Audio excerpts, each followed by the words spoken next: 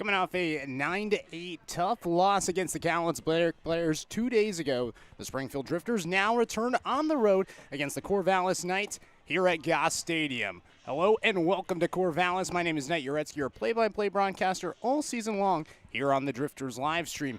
And the last time we saw the Springfield Drifters was 2 days ago. It was at Hamlin Sports Complex, and the Drifters had the bases loaded, 2 outs, down 9-8, and they couldn't get it done. It was a strikeout with those 2 outs to end the game for Springfield, and now they return a couple days later here in Corvallis for a home, and home. Drifters will be playing here today at Goss Stadium. Tomorrow they'll be at Hamlin Sports Complex. The day after that, they'll be back here at Goss Stadium before returning for a 3-game homestand against the Ridgefield Raptors. Beautiful day here in Corvallis. We'll get you the starting lineups coming up right after the national anthem here at Goss Stadium.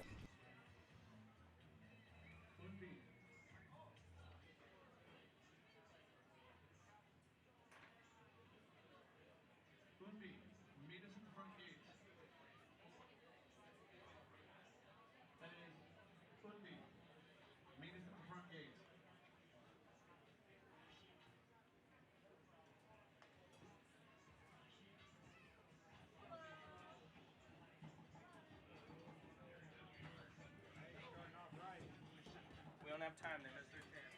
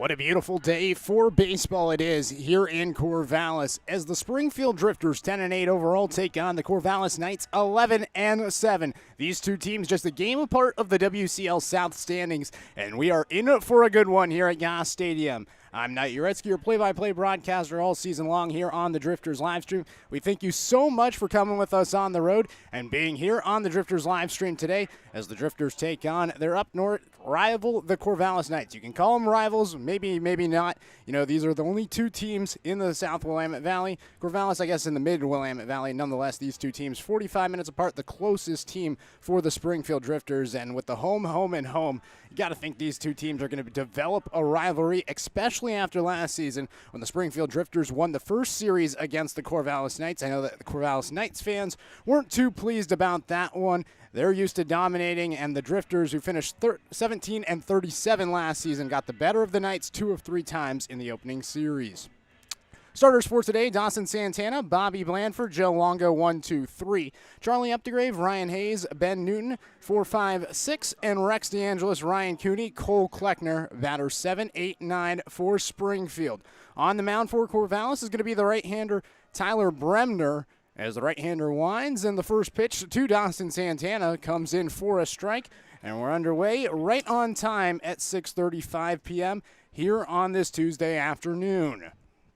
Bremner, the right-hander, gets the nod for Corvallis and throws the second pitch to Santana, which is grounded to the left side. Picking up is Phoenix Call. His throw to first retires Santana. 2 pitches in, 1 out here in Corvallis. Defensively for the Knights today, Levi Jones going to be in left field, J.C. Ing in center field. In the right field side, it's going to be Sam Stem. In the infield, Tyler Quinn, the third baseman. You just heard the shortstop Phoenix Call. The second baseman, Mason Lee. At first is Jacob Craig, and behind the plate is Tyler Howard. Here's the DH, Bobby Blandford, as the first pitch to Blandford comes in a strike, 0-1. Bremner on the mound, going to be getting his second appearance with the Corvallis Knights. His first start of the season, as the second pitch to Blandford misses, actually comes in a strike, 0-2. Bobby Blandford, the left-handed hitter at the plate, a .367 hitter this season, 11 hits, 2 doubles, 4 RBIs. Here's the pitch, the 1-1 outside, and it's now 2-1. Initially, I said 0-2. They had that on the scoreboard, and now it's 2-1 to Bobby Blandford. Blandford on a 4-game hit streak, coming off a weekend against College in which he had 2 one-hit performances as well as a 3-hit performance and a 4-3 victory over the Black Bears. Here's the 2-1 to Blandford, and that is called a strikeout. So they keep on confusing me. I had it right initially, and that is the 3rd strike to Bobby Blandford. So first strikeout for Tyler Bremner, and it brings up Joe Longo now. Longo gets the nod in right field today. We've seen him all over the field, a .267 hitter, as he takes the first pitch from Bremner for a strike on the outside part of the plate, 0-1. 8 hits, 30 at-bats for Longo. His last game, his only hitless performance of the season as he takes low, and it's now 2-0. He started the season on a 7-game hit streak with only 1 multi-hit game. He was consistently getting a hit a game. The last one against Cowlitz went 0 for 5, looking for a bounce back here today, as he'll take a strike, and it's now 2-1 from Bremner, the right-hander from UC Santa Barbara, originally from San Diego, California. His only appearance of the year was in non-league, through 1 inning against the Market Men, and an 18-0 victory for the Knights. Longo takes down and away, and it's now 3-1. Drifters today wearing their gray jerseys here on the road. They debuted these a year ago against Corvallis. It didn't go their way. It was a 14-2 loss. Looking for a different result here at Goss Stadium, as this is fouled away by Longo, 3-2. Decent crowd here in Corvallis as more fans continue to fill Goss Stadium. Always one of the premier locations here in the WCL. Obviously a fantastic facility with Oregon State University claiming this as their home stadium. As the 3-2 to Longo is outside. I am very confused now. They're saying that's Ball 3. I'm pretty sure that was the fourth one. Nonetheless, now it's 3-2. Pitch to Longo is cut on and miss. 3 up, 3 down. The Drifters go offensively. 2 strikeouts for Tyler Bremner on the mound. We now head to the bottom of the first inning. It is 0-0 the score here on the Drifters live stream.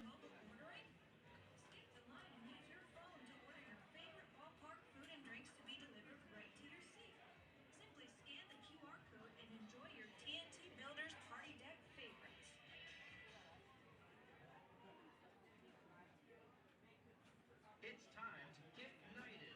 Visit the Corvallis Custom Team Store and grab yourself some new Knights gear.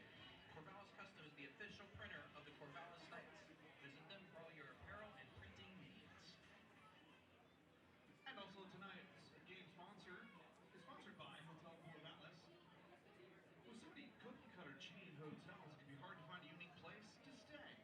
At Hotel Corvallis, they provide a boutique retro hotel experience where you can be able to eat, sleep, and play like a local right here in the heart of downtown Corvallis.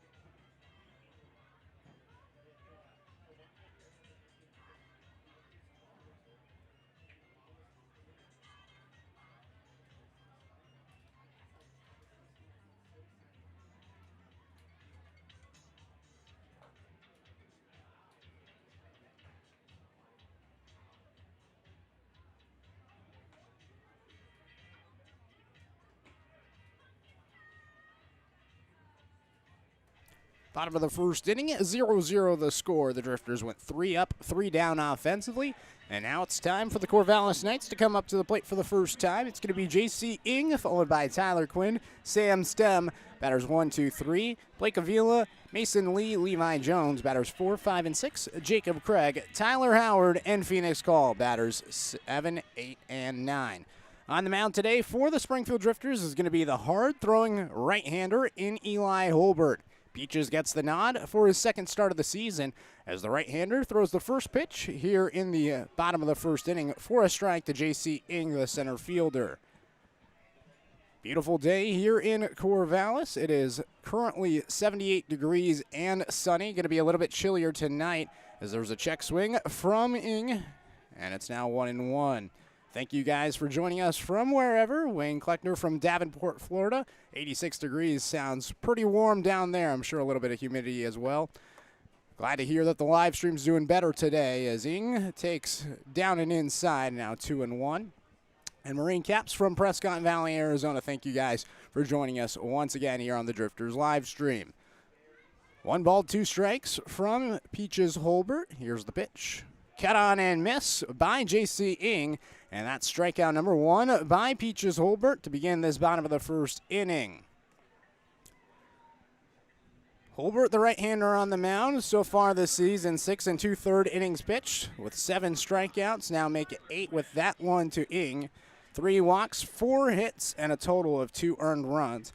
Had a 1-run, 5-inning effort with just 3 hits against Bend his last time out on the 21st. Tyler Quinn comes to the plate, slices one to right field. Making the catch in right field is Joe Longo for out number 2. Defensively for Springfield today, Rex DeAngelis in left field, Cole Kleckner in center field, Joe Longo, who you just heard, in right. In the infield, Ben Newton going to be at third, Dawson Santana at shortstop, Ryan Cooney, the second baseman, Charlie Updegrave at first, and Ryan Hayes is behind the plate. Quickly to our gone here in the bottom of the first inning. And here's Sam Stem now, the left-handed hitter from Gonzaga. He takes the first pitch for a strike from Peaches Holbert, 0-1. Stem this season batting .244 with the Corvallis Knights. Has 19 hits, 5 doubles, 2 triples, and a home run. Really getting it all over the field. The 0-1 to Stem, grounded to the right side. Updegrave gets down on one knee, fields it, runs and taps on first. And both teams go 1, 2, 3 in the first inning. Quickly we head to the second. 0-0 the score here on the Drifters live stream. All right, let's throw it down to Amanda. Amanda. Thanks, Robbie. Fans, please direct your attention to the video board for tonight's veteran of the game, Corporal Kevin Argo. Kevin Argo was an Albany native and served in the United States Marine Corps, where he earned the rank of corporal. Kevin was a member of Alpha Company, 1st Battalion in the 1st Marine Regiment. He was part of the Operation Southern Watch in Kuwait and Southern Iraq. Corporal Argo was the father of Christina, Phoenix, and Izzy Argo. Kevin was killed in a motorcycle accident on the 26th of June 2016, with yesterday being the 7th anniversary of his passing. One of Kevin's favourite pastimes was attending the Knights games in the summer with his family. In Kevin's place tonight is his brother Jason Powell and his family. Please join the Gillot team, Callum Williams, in thanking Kevin and his family for his service to our country, and his brother Jason for being here with us tonight. Thank you, Tom, for your service. And thank you to your family for being here tonight. Do you have a veteran that you would like to nominate? Visit CorvallisNights.com for more information to submit the nominee.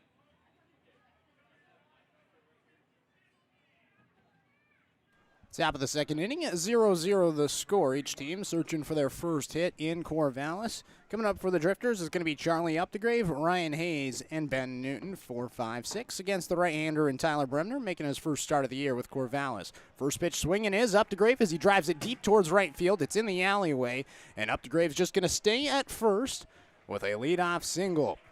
You know, I was watching Updegrave earlier today in batting practice, and just being behind the cage today, I was looking at the swing of Updegrave, and he was driving it towards that same area of the field, able to get one to drop right there here in his first at-bat of the game, as the first baseman's aboard at first here in the top of the second, and here's Ryan Hayes, the catcher.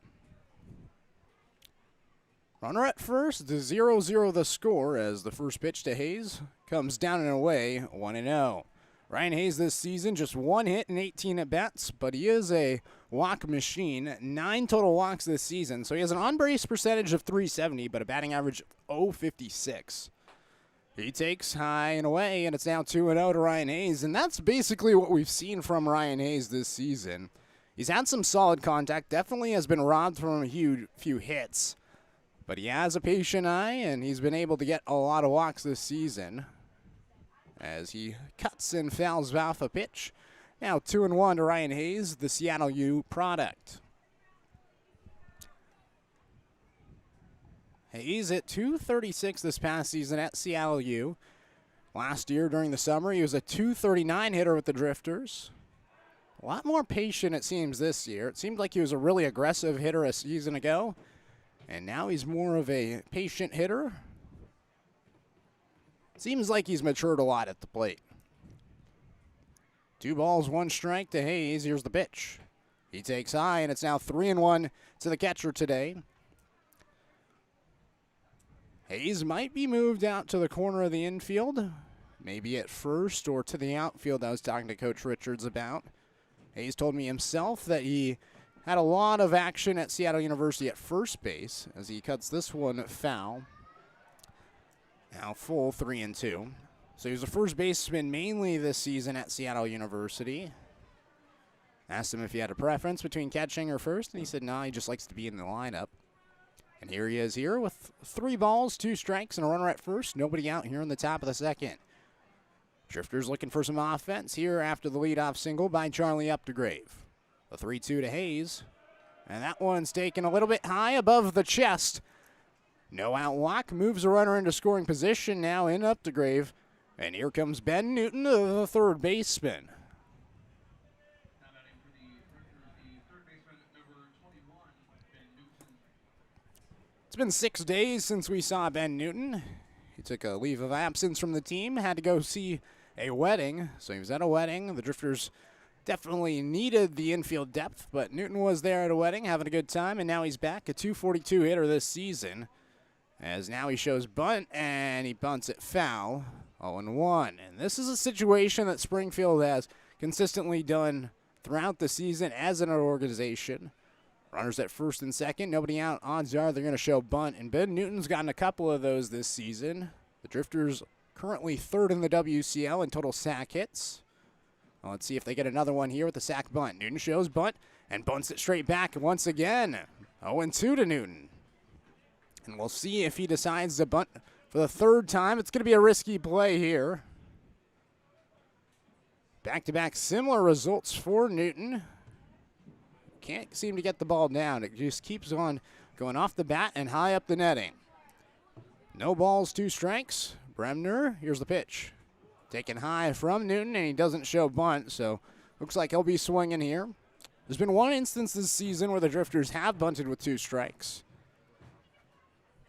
They were successful on it, but we'll see if Newton decides to swing the bat here.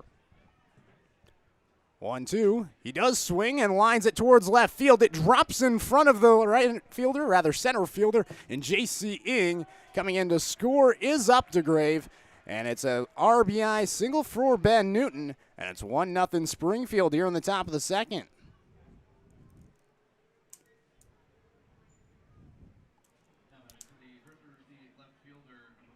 And if you're Coach Richards, you'll take that. Similar situation here. Runners at first and second with Newton at first, Hayes at second. And here's Rex DeAngelis. Let's see if DeAngelis gets a bunt down. 1-0, Springfield with the lead. DeAngelis bunts, and he bunts it right into the netting. Same results as Ben Newton, and maybe it's just the way that Bremner, the right-hander, is throwing the ball. Either way, the Drifters will take it right now.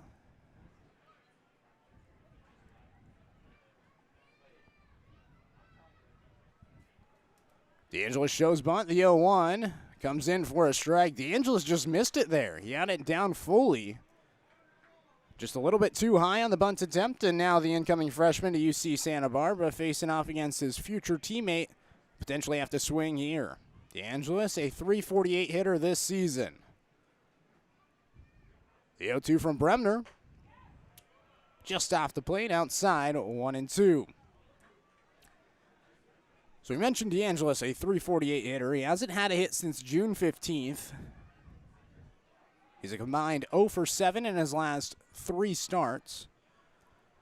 Looking for something here. The 1-2 lines it foul, out of play, out of the stadium. We'll do it again. 1-0 the score. Springfield with the lead after the RBI single by Ben Newton. Brought in Charlie Updegrave after he singled to lead things off here on the top of the second, followed by Orion Hayes walk.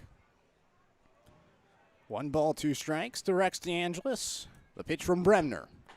Swung on and missed. That's strikeout number 3 for the right-hander. His second swing and strikeout. That puts the first out on the board here in the second. 7th time this season that DeAngelis has gone down swinging. And it brings up Ryan Cooney now, the right-handed hitter, heading off to the University of Oregon. Cooney this season, a .333 hitter, 7 hits and 21 at-bats. 2 of them have been doubles. First pitch to Cooney.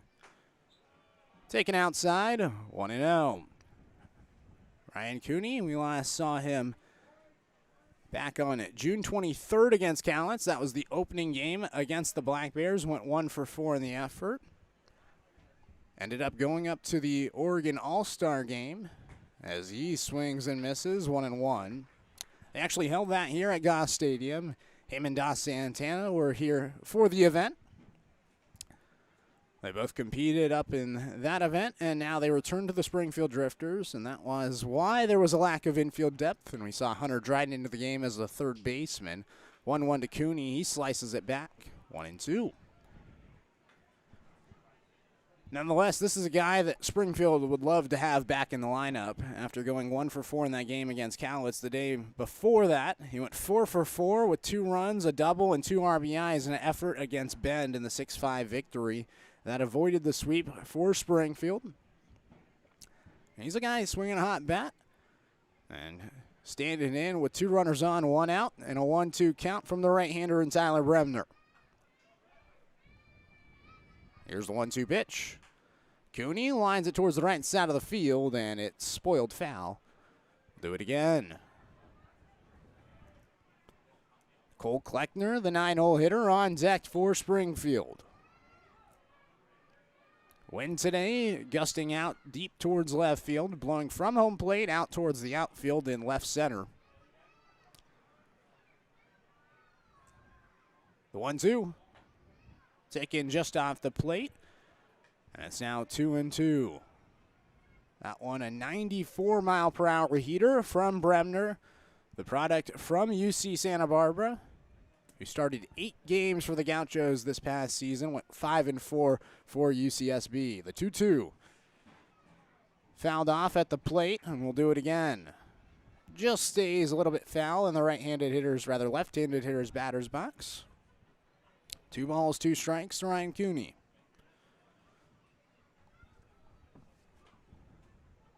Bremner heading into his sophomore season at UCSB, 6'2", 185 pounds.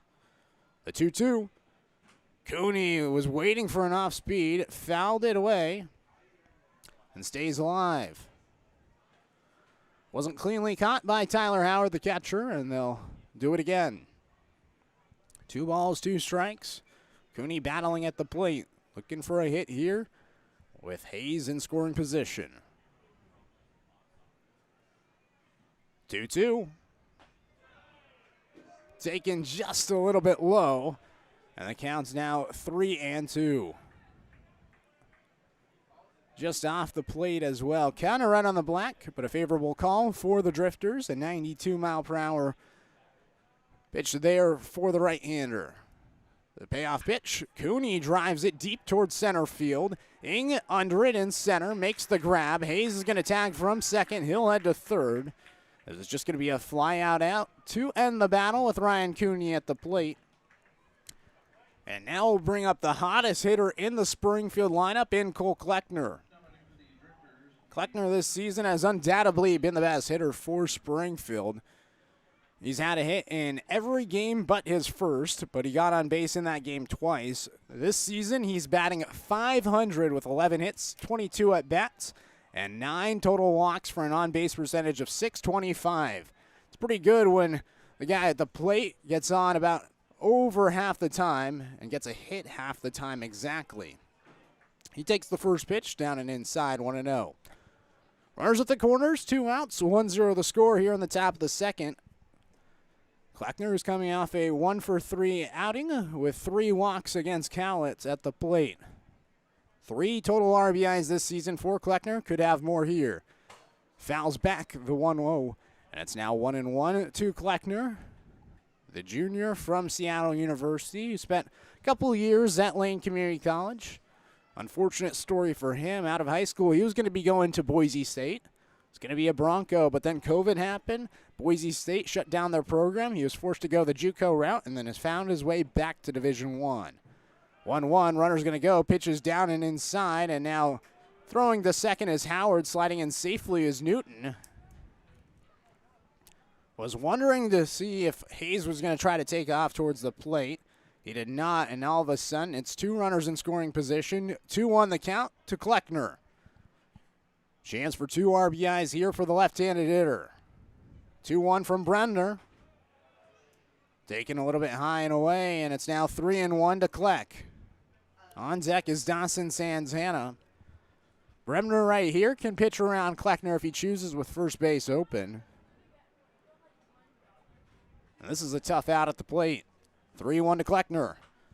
Spoiled away, and the count's run full. A little bit late for Kleckner there. 92 miles per hour from Bremner, who he's seen top out at 94. Back-to-back full counts. Let's see if Kleckner can get a hit here. Back-to-back outs for Bremner on the mound with a strikeout and flyout after the 2 singles and a walk. 3-2 to Kleckner. Called strike 3. 5th time that Kleckner's gone down on strikes. This one looking. 4th strikeout for Bremner as he bounces back with 2 strikeouts and a flyout after Updegrave and Newton singled, with Newton's an RBI single to give the Drifters a 1-0 lead. We now head to the bottom of the second inning. 1-0 the score. Drifters leading here on the Drifters live stream.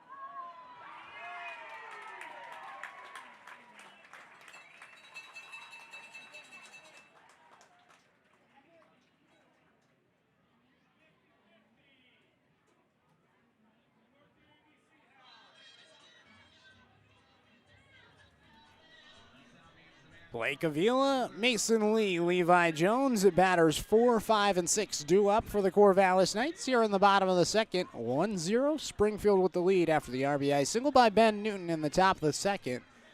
And now Peaches Holbert returns onto the mound to face off against the DH in Avila. Avila, a .327 hitter, takes the first pitch for a strike from Holbert, and it's 0-1. 17 hits, a double, 2 home runs, and 10 RBIs for Avila. The product heading off to Grand Canyon University, just wrapped up 2 seasons at Central Arizona before staying in the state, playing for the Lopes. Spoils this one away, and it's quickly 0-2 from Peaches Holbert, who seems to be firing it into the strike zone. That's exactly what Springfield needs. This has been a team that struggled at throwing that first pitch strike, and now the right-hander ahead 0-2. Looking for strikeout number 2. The 0-2. Slider away, and it's now 1-2 to Avila. Avila had an impressive career at Central Arizona. Hit .291 with 13 doubles, 4 triples, and 3 home runs this past season. As now the 1-2 is high and away to the DH and cleanup hitter today for the Corvallis Knights. 2-2. Holbert, the right-hander, heading off to Coastal Carolina. The 2-2. Lined on the ground to shortstop. Santana slides, throws the first, and retires Avila. And that one gets a loud round of applause here at Goss Stadium. Dawson Santana, the incoming freshman to Oregon State. And the Corvallis faithful recognize the talent they're about to receive here in Goss Stadium this upcoming season. And Santana makes the tough play look easy from the shortstop position for out number 1. Brings up Mason Lee. Lee, a returner on this Corvallis Knights team, was with the program a year ago, now returns, and this is his first game back with the Corvallis Knights. Just got added to the lineup today. He takes the first pitch for a strike from Peaches Holbert, and it's 0-1. Mason Lee, heading into his senior season at Cal State Northridge a year ago with the Corvallis Knights, he hit .270 with 44 hits, 8 doubles, a triple, and a home run. 0-1 to Lee, down and away, 1-1. Played a total of 3 games against the Drifters a year ago. Went 1 for 2 in a game against the Drifters in a 3-1 loss on June 30th. Went 0 for 5 in a game here at Goss Stadium, and then went 2 for 3 in a 10-4 victory also here at Goss. As he chops this one to third, Newton fields it on 2 hops, throws across the diamond, and Updegrave is there to catch it for out number 2. Quickly 2 are gone here in the bottom of the second. 1-0 Springfield with the lead, and it brings up Levi Jones, the left fielder.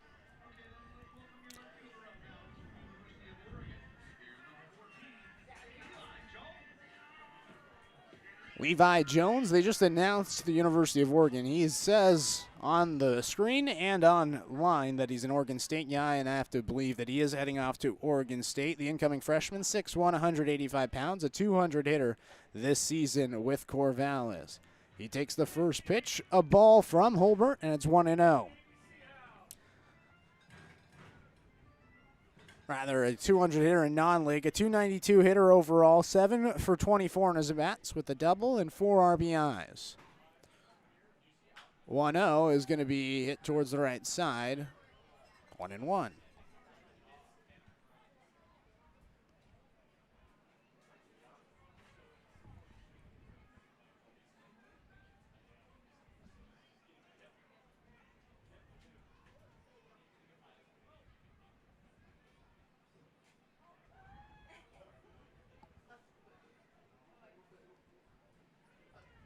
One to Jones.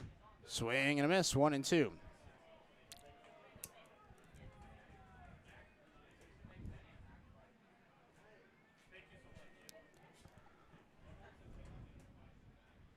One ball, 2 strike to Jones at the plate. With, I guess, Avila standing at second after they originally, I guess, called him safe on the play with Santana. From my vantage point, it looked like they called him out. And it's now at 2-2. A little bit tough, I guess, from Goss. Nonetheless, runner at second in Avila. And now Jones at a plate with a runner in scoring position, an infield single they credited it as.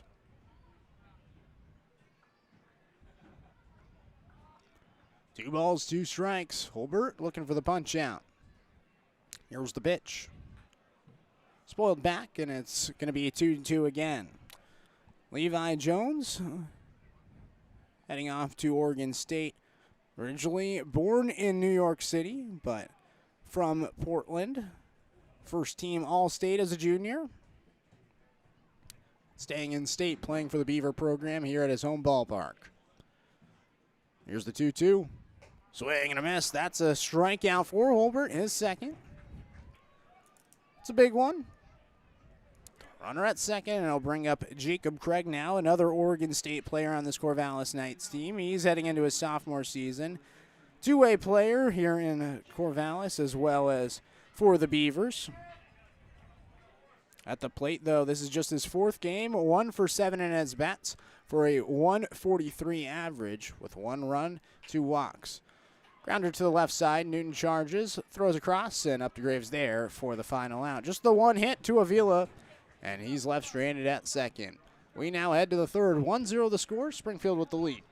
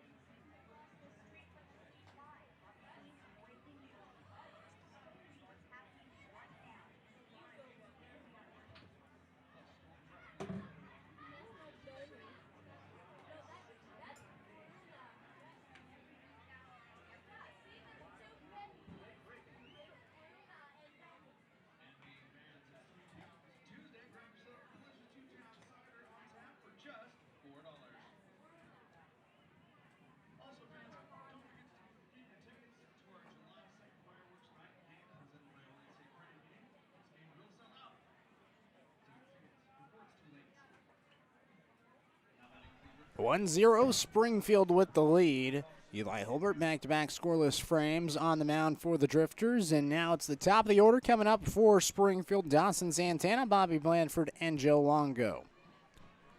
Tyler Bremner returns onto the mound. The right-hander from UCSB winds and fires. First pitch to Dawson Santana, a strike, 0-1. Santana 0 for 1 with the ground out to shortstop, up for the 2nd time now in just the 3rd inning. The 0-1. He takes low in the dirt. 1-1 now to Santana. He came in hitting .290 and now playing in his future ballpark here at Goss Stadium. Had a nice sliding play in the top half of the inning as he takes high, and it's now 2-1. And he's a guy that's really coming around offensively, has already had a lot of big hits for the Springfield Drifters, but he's really known for that defense that he displayed as he fouls this one away, and it's now 2-2. And again, he's a guy that a lot of Beaver fans should be excited about. Has big, high baseball IQ, really loves the game, and he's just a lot of fun to watch. Just 5'7", 155 pounds, but he's going to be a star. Chops this one to the right side. Picking up at second is Lee. His throw to first retires Santana. And that's the first out here in inning number 3. Santana now 0 for 2, and it brings up Bobby Blandford. Blandford also 0 for 1. Struck out Look in his first time up, and now the powerful left-handed hitter stands in for the 2nd time. Crushes the first pitch he sees right down the right field line. He's going to be digging for extra bases. Picking up in right field is Sam Stem as Bobby Blandford is standing up at second with the double, his 3rd of the year, and he celebrates in style a 1-out double for Bobby Barrels. And the Drifters are in business once again here in the top of the 3rd.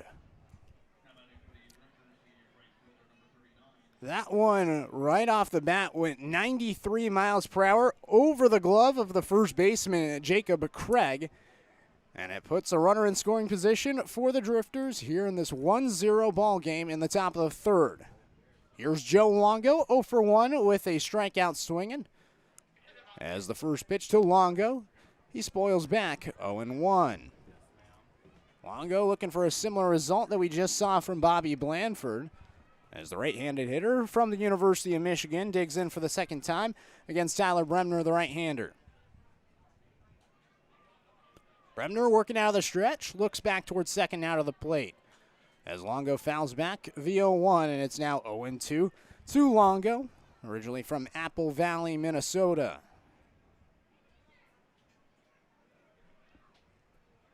Seven RBIs this season for Longo, has 8 waiting in scoring position at second and Blandford. Mason Lee, the second baseman, covering a little bit closer to the second base bag as the 0-2 to Longo is waited for and grounded a little bit towards the left of the line. Foul. It was an off-speed pitch from the right-hander in Bremner. 82-mile-per-hour slider there for the right-hander. And here's Longo now, 0-2, battling away. Bremner dangles the arm and now comes set. The pitch to Longo. Taken outside. Longo thought about offering, did not. And it's 1-2. On deck is Charlie Updegrave, the first baseman.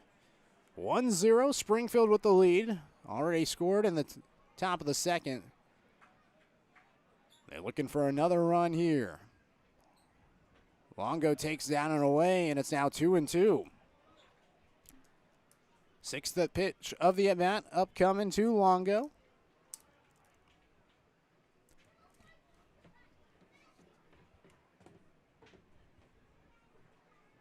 The 2-2.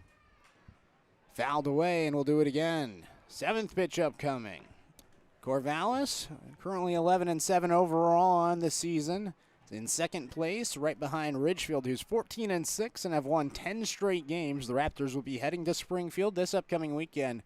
Should be a big series with the Drifters currently 3 games out of first place, chasing the Raptors. The 2-2. Longo fouls it back, and we'll do it again. 8th pitch of the at-bat upcoming. It's been a lot of deep counts for the Drifters here in this one.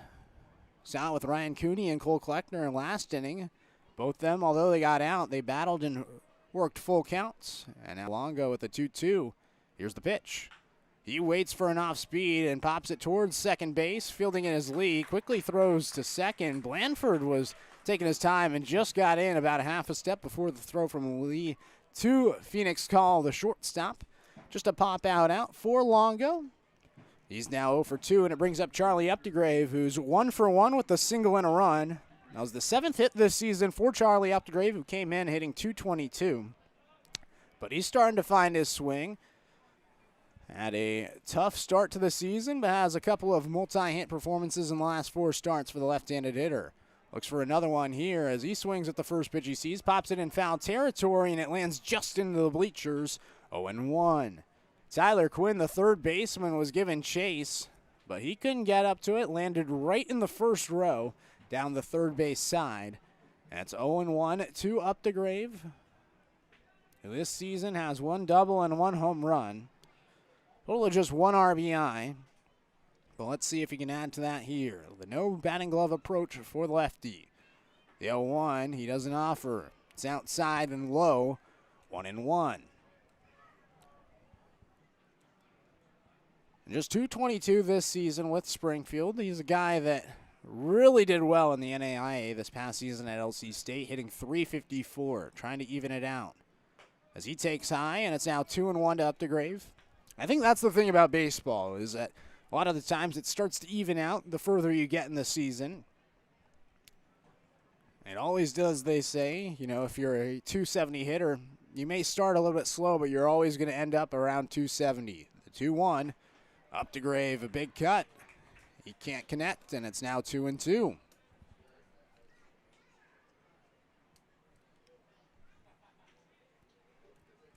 Bobby Blandford at second after the 1-out double. 2 balls, 2 strikes, 2 outs. Pitch to Updegrave. just got a piece of it, sends it back.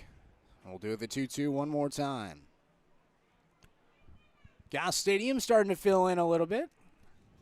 There's definitely open seats, but a lot of fans here in Corvallis. Always a good sign. They consistently get about 2,000 fans here. And I know it's a joy for these players to get to play in front of so many fans. The 2-2 to Updegrave. Just got a piece of it one more time, and we'll do the 2-2 again.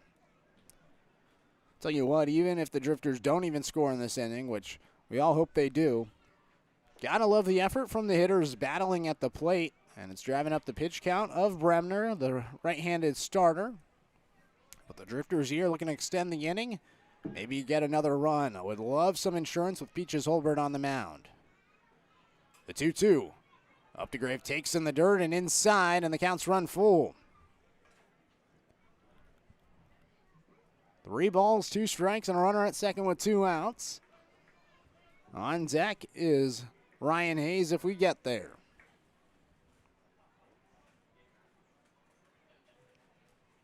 The payoff pitch. Updegrave sends it deep towards left center field. Ing in the alleyway tracks it down for out number 3. Just the 1-out double to Bobby Blandford. He's left stranded at second. No runs, no errors. We head to the bottom of 3, 1-0. Springfield with the lead here on the Drifters live stream.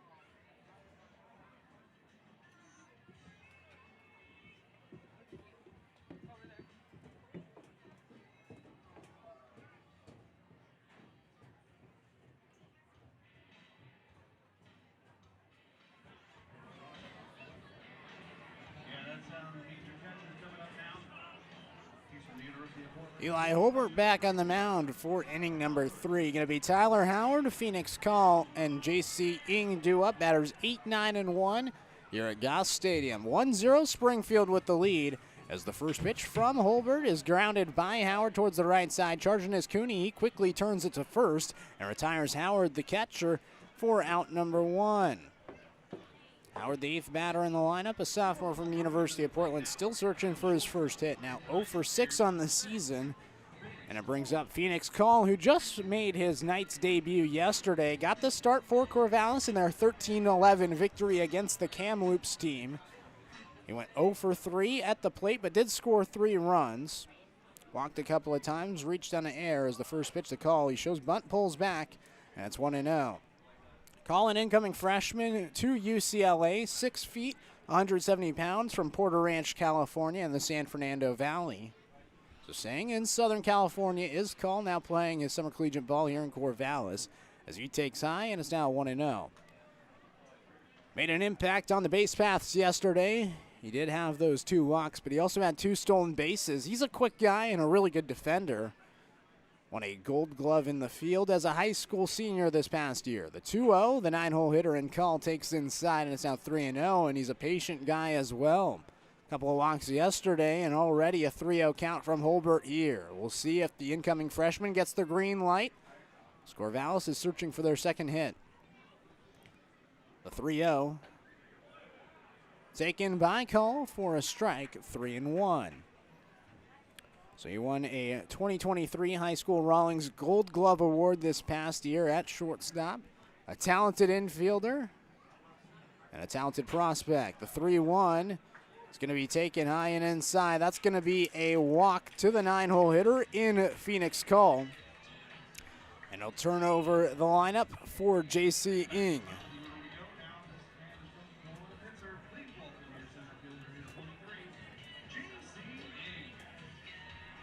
Runner at first in Colin. We just mentioned 2 stolen bases for Cole yesterday. Let's see if he's active on the base paths here. Ryan Hayes, the catcher, going to have to be on notice. J.C. Ng 0 for 1 with the strikeout swing, and as the first pitch to the lefty is fouled straight back. 0-1. Ng, the center fielder today from Pomona Pitzer College, a 302 hitter this season entering the day. 16 hits, 3 doubles, 16 RBIs. He's been around a while this summer. He's played in all 18 games with the Corvallis Knights. As he slices this one into the bleachers, 0-2. Not many guys play every single game, but Ng has. There's always that turnaround about week 2 in the WCL where a lot of the guys come back from their college years. But Pomona Pitzer, a D3 college, wrapped their season a little bit earlier than some of those D1 programs, and so Ng's been here from the beginning. The 0-2, grounded to the left side. Santana gets on one knee, throws it to 2. Cooney's throw to first, not going to be in time to get Ng. Just going to be a force out at second as he gets the speedy call. As Ng reaches on a fielder's choice, and with 2 outs and a 1-0 Springfield lead, will bring up Tyler Quinn with a fly out to right field. He's 0 for 1.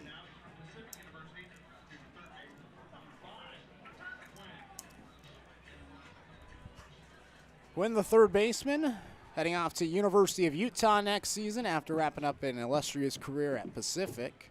Stands in with a runner at first. As the first pitch comes in, a strike, 0-1. Tyler Quinn, another returner on this Corvallis Knights team, hit .315 a year ago with the Knights and hit .412 this past season with the Pacific Boxers, a D3 program in Forest Grove. The 0-1 fouled away, and it's now quickly 0-2 to Tyler Quinn. .412 average, his second highest in his 4 seasons in Pacific, although his first season he only started 11 games and hit .413, so just a smudge below that. But he had 39 starts this past season, so a .412 hitting percentage with 12 doubles, 4 home runs, 2 triples, not bad. Soft grounder to left side, Santana charges, quick throw to first, long stretch, and not gonna be in time. Updegrave is practically doing the splits right now, but Quinn beats it out for an infield single. It moves over Ng to second. It was a tough play for Santana. And an infield single will extend the inning with 2 outs, and now the tying run in scoring position. And here's Sam Stem, the right fielder from Gonzaga, originally from Erie, Colorado, heading into his second year in the Bulldogs program. Runners at first and second as Holbert throws off speed for strike number 1. Stem 0 for 1 with the ground out to first his first time up. Stands in with an 0-1 count. Hit .317 and 46 starts this past season in his freshman year at Gonzaga. The 0-1 to Stem. Taken high from Holbert, and it's now 1-1. Shade beginning to inch its way from the right field side of the field towards the center field side. So if you go first base line towards the outfield, that's where the shade's creeping in right now. The 1-1 to Stem is fouled into the mitt of Hayes.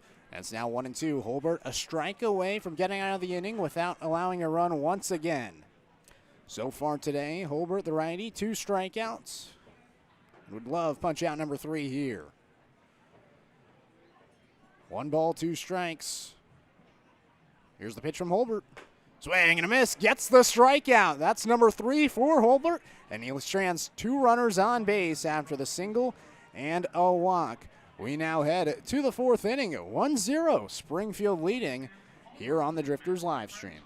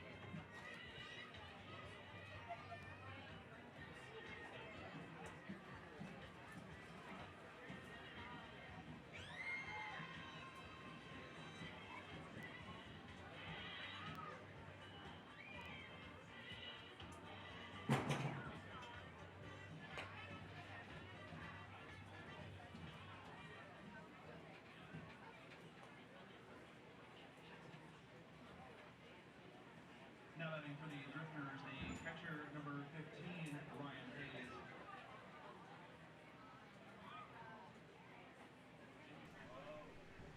Ryan Hayes, Ben Newton, Rex DeAngelis, batters 5, 6, and 7 due up for Springfield as the first pitch from Ethan Ross misses a little bit low.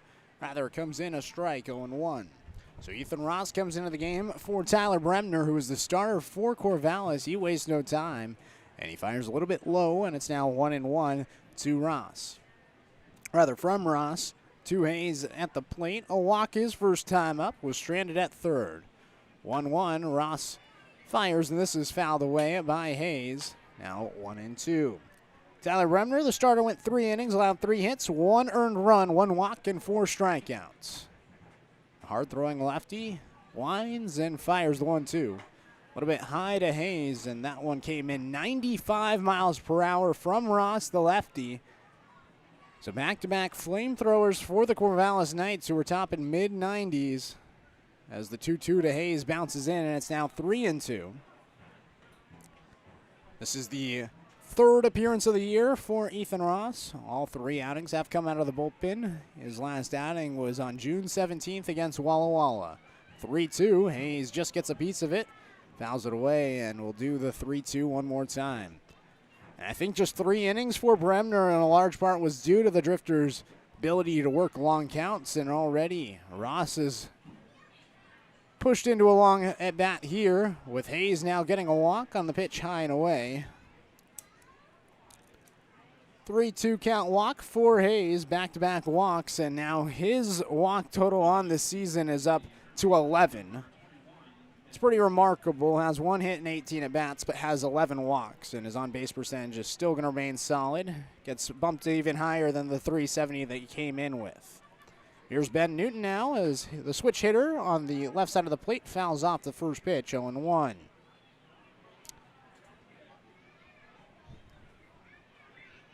I do apologize on the stream. I know that the shade kind of makes it a little bit tough to see around the plate. I'll do my best describing where the ball is as the 0-1 to Newton. It's a little bit high and inside, and it's now 1-1. Hopefully, as it gets a little bit later and the shade completely covers the field, the image will improve. Nonetheless, we're happy to have you here on the Drifters live stream. 1-1 to Newton, just got a piece of it, and it goes right on the line, foul at first base. 1-2. Runner at first, nobody out after leadoff walk to Ryan Hayes. Now Ben Newton up for the second time. His first time up, he had the RBI single. It was a big one as he had runners at first and second, tried to bunt twice, bunted it foul, ended up having to swing the bat, and ultimately it paid off. The RBI single, the only run today for Springfield. They have a leadoff walk to work with, and they'd love more offense here in the fourth, especially the way that the right-hander and Eli Holbert's been throwing on the mound defensively. 1-2 to Newton. Breaking ball for a strike. Newton shakes his head, and he'll head to the dugout. Strikeout number 1 for Ethan Ross, the reliever. And it brings up Rex DeAngelis, who went down swinging his first time up. He was the first of 4 strikeouts for Bremner. His strikeout came back in the second inning, and him, similar to Newton, tried to bunt a couple of times. His throw goes back to first. Ooh, they had Hayes. Just wasn't a clean pick by Craig, the first baseman. And Hayes gets back because of the mistake. Nonetheless, it was a nice pickoff attempt for the lefty. Always a tough one with the lefties on the mound. First pitch to DeAngelis. He takes. It's a strike on the inside part of the plate. 0-1. 95 miles per hour this time from Ross. Spin rate of 1961, so about average on the spin rate. Nonetheless, that fastball as he fires it again. This one plus 2,000 on the spin rate. 2018, and again, 95 miles per hour. Blew it right past DeAngelis, and now he's ahead 0-2. Lefty on lefty matchup here. The 0-2 to DeAngelis. Got jammed up inside, spoiled it away, and will do it again. It's packed here at Goss Stadium.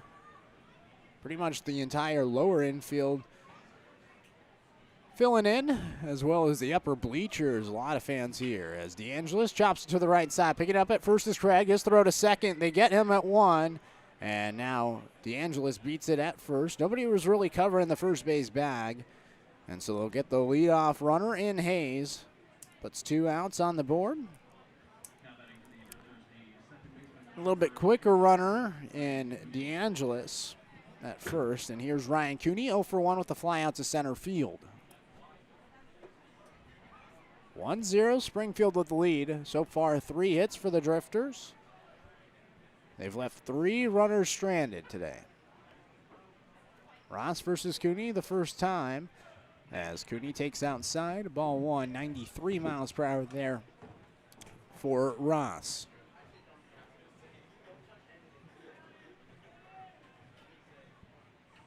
(1-0). Cooney cuts and misses. 1-1.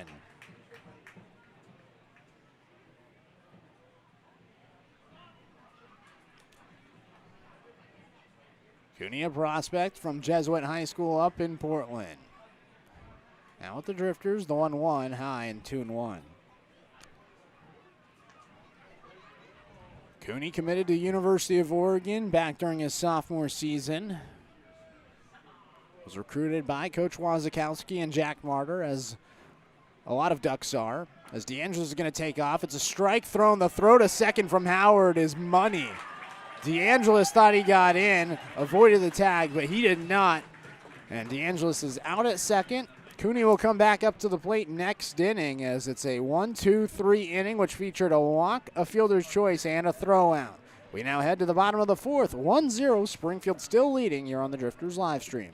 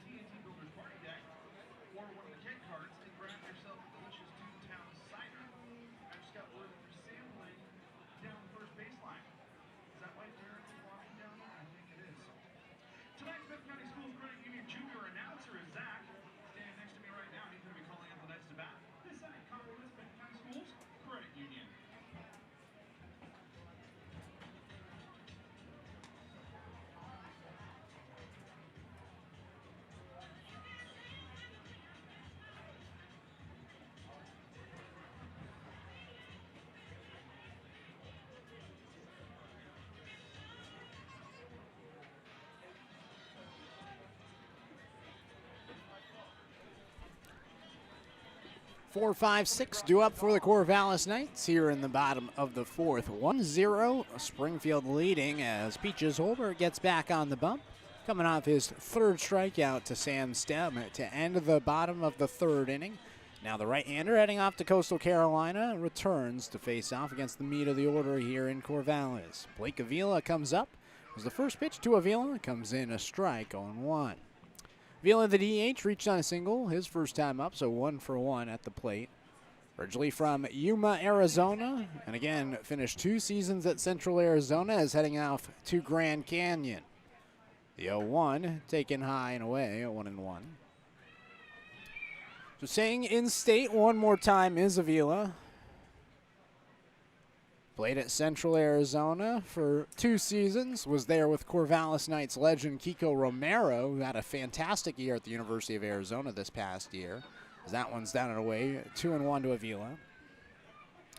Kiko Romero was phenomenal last season for the Corvallis Knights. Spent 2 years in the Knights program and kind of created that pipeline for those Central Arizona guys to come here to Corvallis. And Avila is one of those guys. This is rolled over to the right side. Updegrave dives at first on a knee, and he can't get it out of his glove. He was struggling to get it out of his mitt into his hand to throw it to Holbert, who was covering at first. And they're going to credit that as a hit to Avila, a leadoff infield single, and a tough play for Updegrave at first.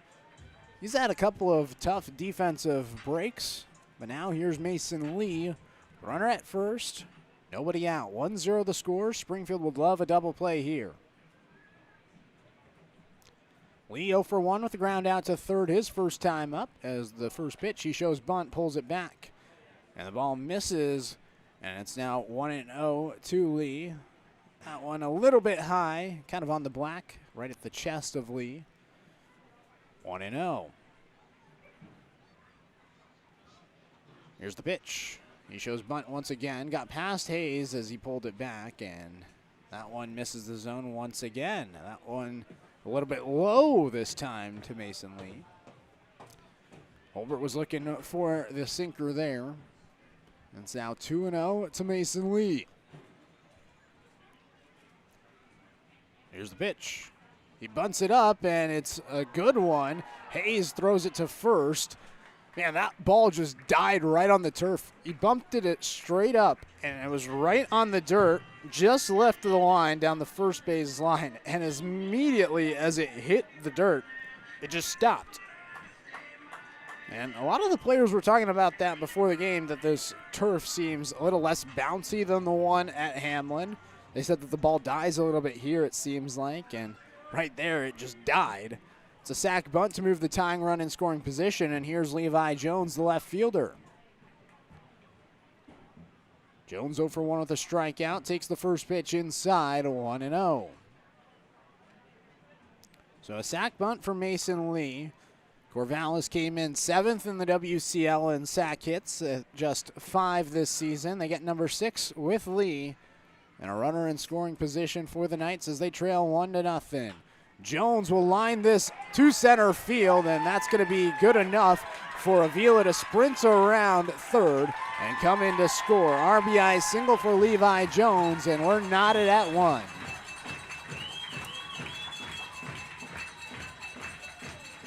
Sac bunt pays off. It's small ball for the Knights. 1-1 the score. First run given up by Eli Holbert.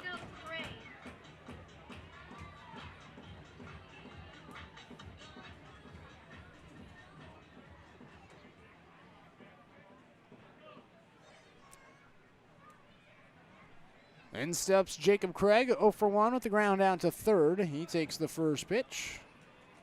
Down and away, a slider from Holbert that time. That's 1-0. So one run comes in for Corvallis here in the bottom of the fourth. Holbert looking to keep it a tie game at 1-1 now.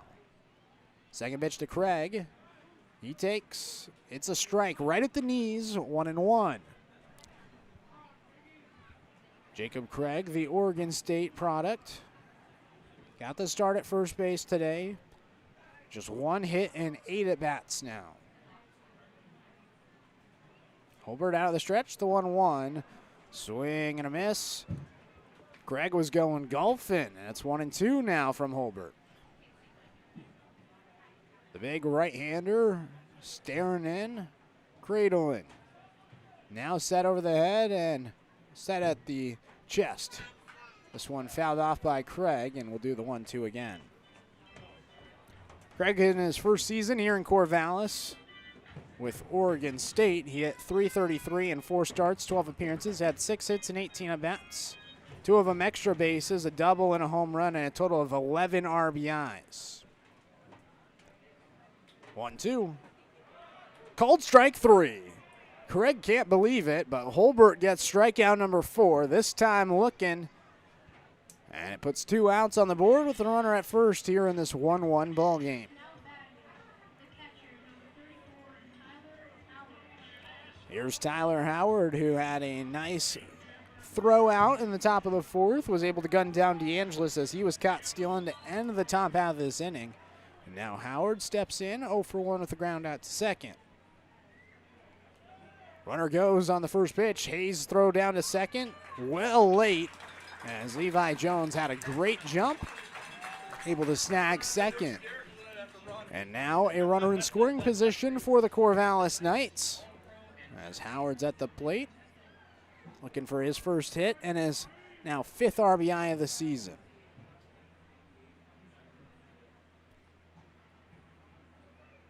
Pitch from Holbert, grounded to the right side. Trying to backhand it at second was Cooney, and then he tried to make up for it, and oh my gosh!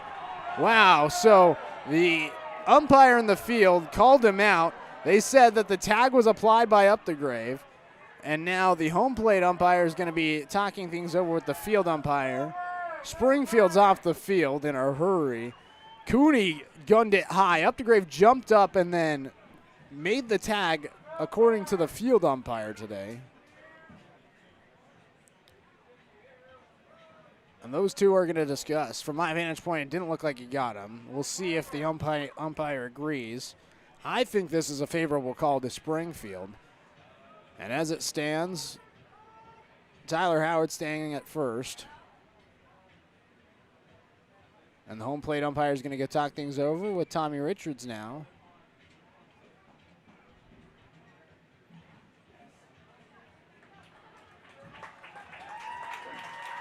And the defense is coming back out onto the field.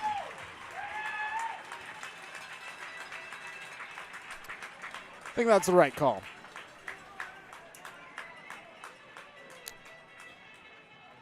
So Cooney bobbled it on the backhand and then tried to make up for it with a hard throw to first. Updegrave was forced to jump at first to make the play, and then Howard was able to get it. So they'll credit that. And E4 should have been out of the inning, and now it's runners at the corners. Still 2 outs. And here's Phoenix Call, the 9-hole hitter. He walked his first time up. Still looking for his first hit in a Corvallis Knights uniform. And he grounds this towards the left side of the field. Holbert barehands it, throws to first, and gets the speedy call. 2 runners left stranded after 1 run, 2 hits, 1 error. And now we'll head to the 5th inning, even. It's a brand new ball game here in Corvallis. 1-1 the score.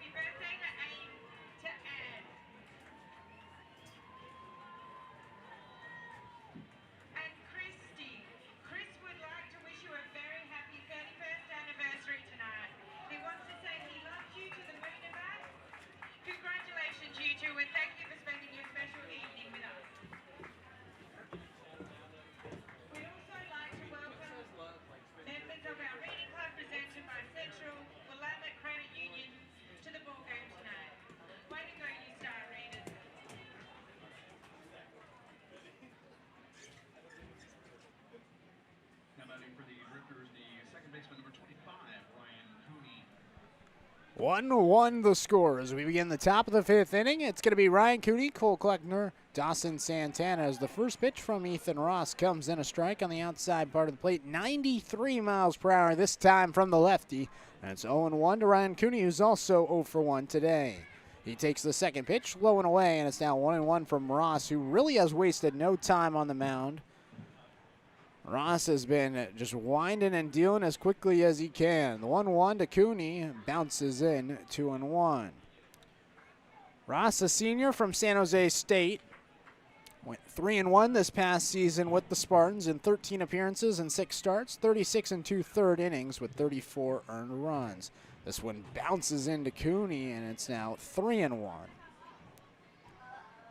And that's been the problem with Ross during his career. This season a lot better on the walks to strikeout ratio. At 37 strikeouts to 23 walks, but a year ago it was a total of 63 strikeouts to 65 walks. And this time it's going to be a walk to Cooney. Second walk given up by Ethan Ross. And it puts Cooney at first to lead things off for the second straight inning. The Drifters have had a leadoff walk. Last inning it was Hayes, But he ended up getting out after a fielder's choice play with DeAngelis. And now here's Cole Kleckner, who struck out looking his first time up. Gets a lefty versus lefty battle here. And he's looking to even it out. Came in a 500 hitter, drops below 500 for the first time in a while. And let's see if he can get right back to that as he takes the first pitch low in the dirt, 1-0. On base percentage, still over 500 though, with his 9 walks this season. Pretty good walk to strikeout ratio despite the strikeout back in the second.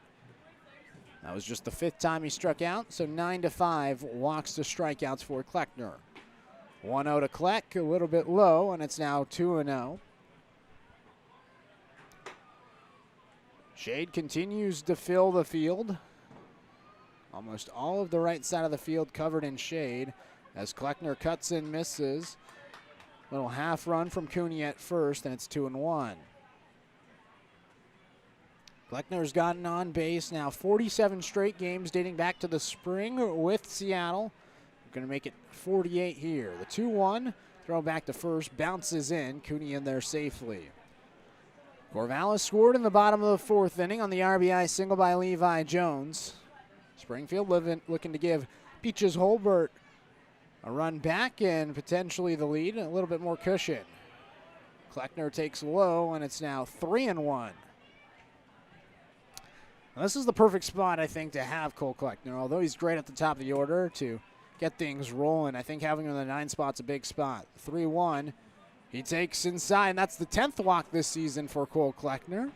Back-to-back walks puts a runner in scoring position now for Springfield here in the top of the 5th. And now a mound meeting with Howard going to talk things over with Ross, the lefty.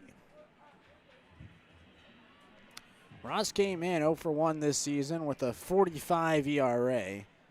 It's pretty inflated because he had a 5-run performance with 1 hit and 4 walks to the 5 batters he faced against Walla Walla in a 4-8 loss. And that was a tough one, and again, that's the problem with Ross. Already 3 walks so far, and this is inning number 2 of relief for the lefty.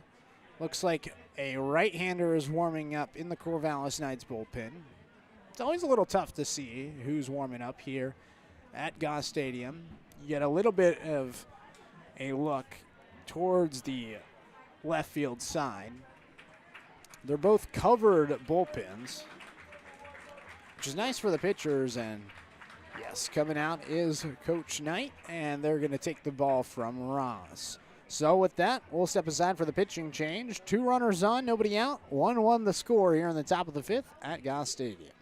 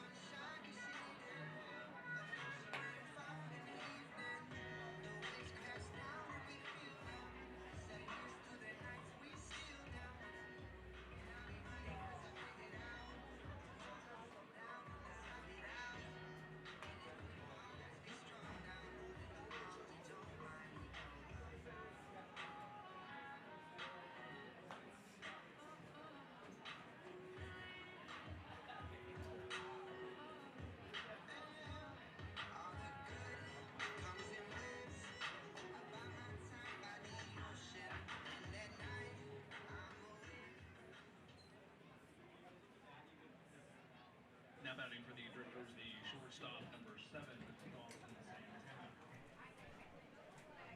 Top of the 5th inning, Dawson Santana to the plate, the leadoff man for Springfield with 2 runners aboard and a new pitcher into the game. It's Kellen Siegel, the right-hander from Lynn Benton Community College, just down the road. Santana shows bunt, pulls it back, and it's a strike from Siegel to start.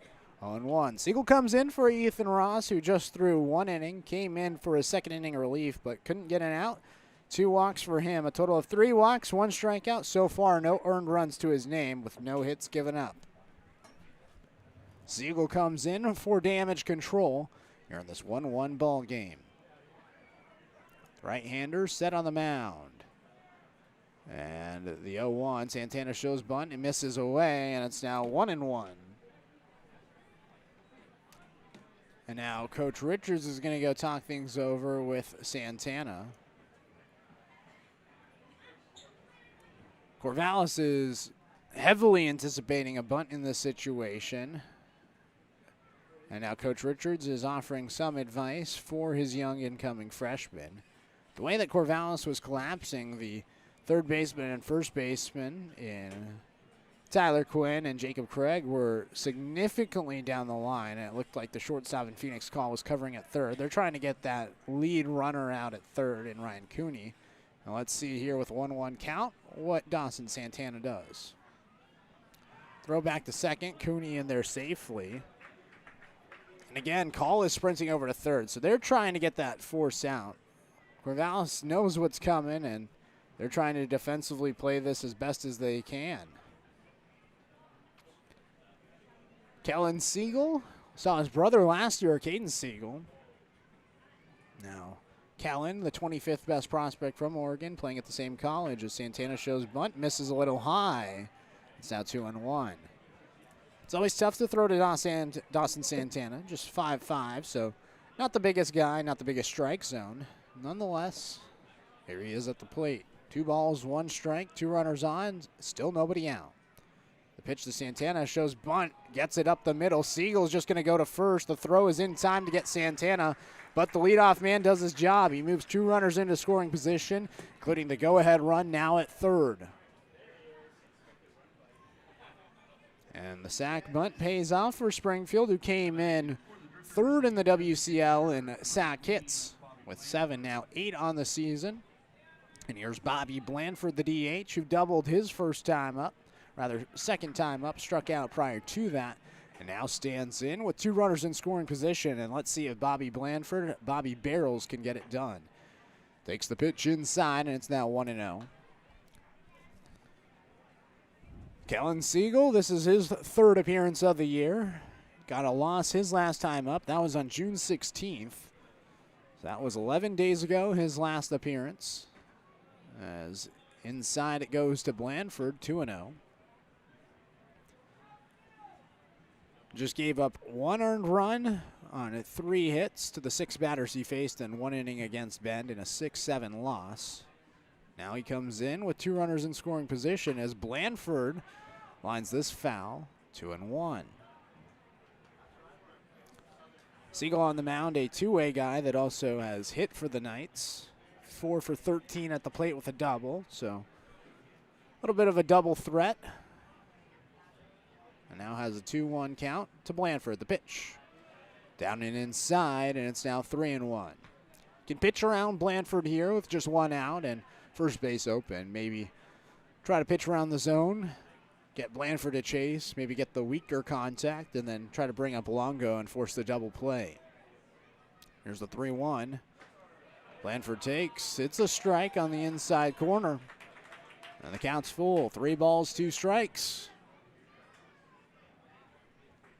Blanford, a great hitter with 2 strikes. Siegel set at the waist. Payoff pitch. Inside, and Blanford's aboard with the walk. And the bases are juiced for Springfield. This is a perfect opportunity now for Joe Longo, who's 0 for 2 to turn his day around. Strikeout and pop up in the infield for Longo. And comes up with the bases loaded. Blanford at first, Cooney at third, and Kleckner at second. Just 1 out in the inning Springfield's looking to retake the lead here on the top of the 5th. First pitch to Longo. Grounds it to third. This could be 2. Quinn goes to 2 for 1. The throw to first in time. 5-4-3. The Knights get out of the bases loaded jam. Siegel does his job and puts a 0 on the board. Halfway through this ball game, 1-1 the score. We head to the bottom of the 5th here on the Drifters live stream.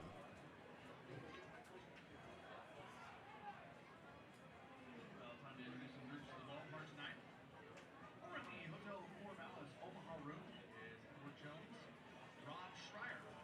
Edward Jones, please go over there. Hello. Clapping. Good. Well done. Thank you. Over there in the Omaha room. Kutz, Velasquez, and Associates are over at Section B. Thank you to you. And finally, over at the top of Section F, we have the Art of Benton County. They are the Catalyst Psychiatry nonprofit of the game. Are you struggling with depression? Catalyst Psychiatry is here for you. Catalyst Psychiatry, we empower change from within. Hope you're open today.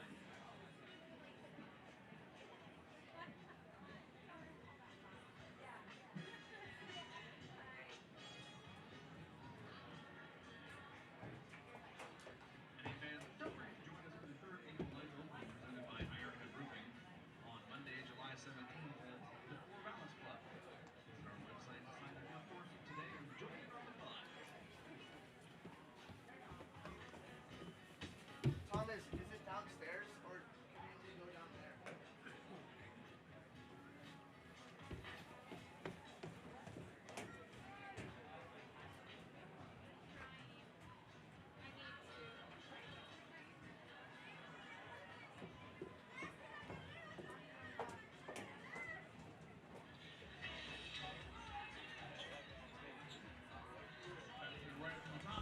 Top of the order, 2 up for the Corvallis Knights here in the bottom of the 5th inning. 1-1 the score after the Knights were able to even it in the bottom of the 4th.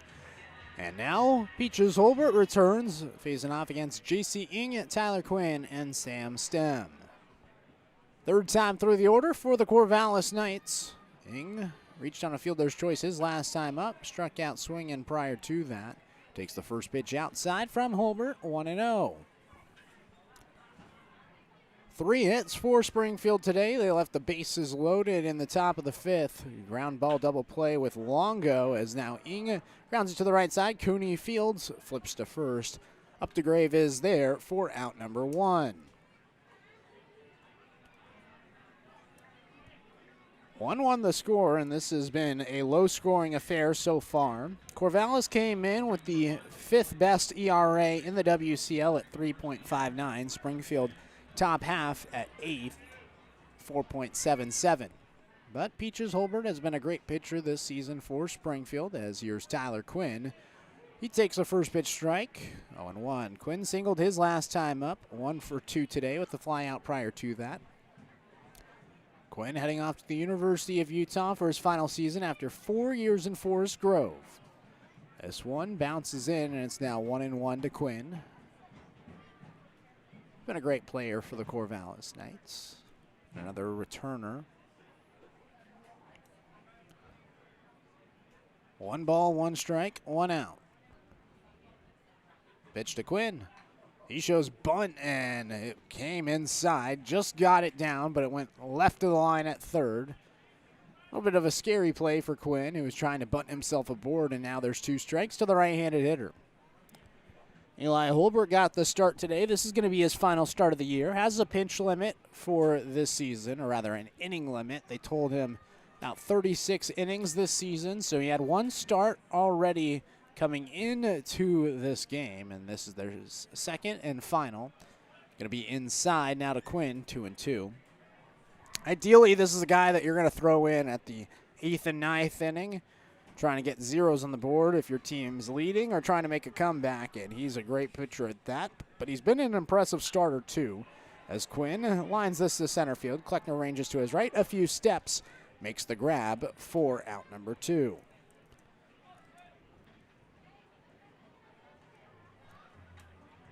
Holbert last season with Springfield mainly came out of the bullpen. In fact, he didn't have a single start. 17 games last year for Springfield. Went 0-3 with a 5.66 ERA and 20 and 2/3 innings pitched. Did have 20 strikeouts. A lot better start to this season with the 2.70 ERA entering the day, and still has only given up 1 run through 4 and 2/3. Looking to make it 5 flat here with Sam Stem at the plate, who fouls off the first pitch, 0-1. Just 1 earned run through the first 2 outings for Holbert. And he's up to over 10 innings pitched with just 3 earned runs. 0-1 to Stem. Taken for a strike on the outside part of the plate. Holbert that time able to paint the corner with an 84-mile-per-hour slider. Maybe a changeup there from Holbert. 0-2 to Stem. Here's the pitch from Holbert. And that one just misses. Looked a little awkward on the delivery that time from Holbert. He was a starter this past season at Everett Community College. Started 9 out of the 12 games he played in there. Through 57 1/3, and that's why you have that inning limit. 1-2 to Stem. He waits on off speed, fouls it straight back, and it's 1-2. Nonetheless, when you're going up against a tough, powerful Corvallis Knights lineup, having a guy like Eli Holbert to put zeros on the board is always huge. Just need a little bit more offense, Springfield does. 1-2. Grounded right back to Holbert. Just a soft dribbler. He throws to first, and Updegrave just gets the foot on in time. He caught the ball, and his foot was off the bag, and then just snuck that toe on for the final out. 3 up, 3 down in the bottom of the 5th. We now head to the 6th inning. It is 1-1 here on the Drifters live stream. Okay, fans, it's time for the Dizzy Bat Race presented by University Heroes. We have all of our mascots playing, so we're going to spin around the bat 10 times and then run to our intern. Whoever gets there first wins. Are we ready, mascots? On your marks, get set, go!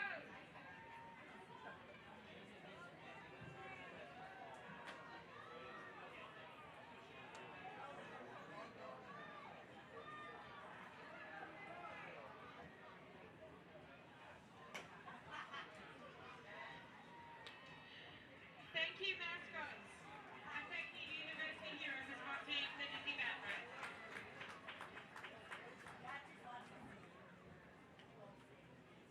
At Starker Forest, we grow forests, not just trees. Since 1936, our forests have been producing clean air and water, wildlife habitat, renewable wood products, beautiful views, and recreation for our local communities right here in Benton and Lincoln counties. As members of the American Tree Farm System, our forests are certified to be both sustainable and healthy. It's what we do and what we've always done. Starker Forest, growing forests. Now batting for the Drifters, the first baseman number 31, Charlie Updegrave.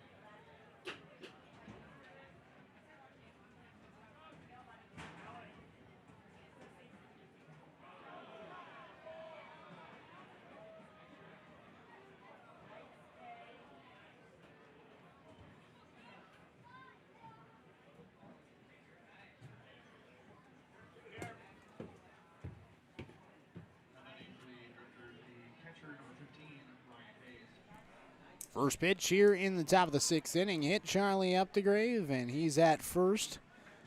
And steps Ryan Hayes here in this 1-1 ball game in the top of the 6th. Here's Kellen Siegel still on the mound for Corvallis as this one bounces into Hayes, who's walked twice today.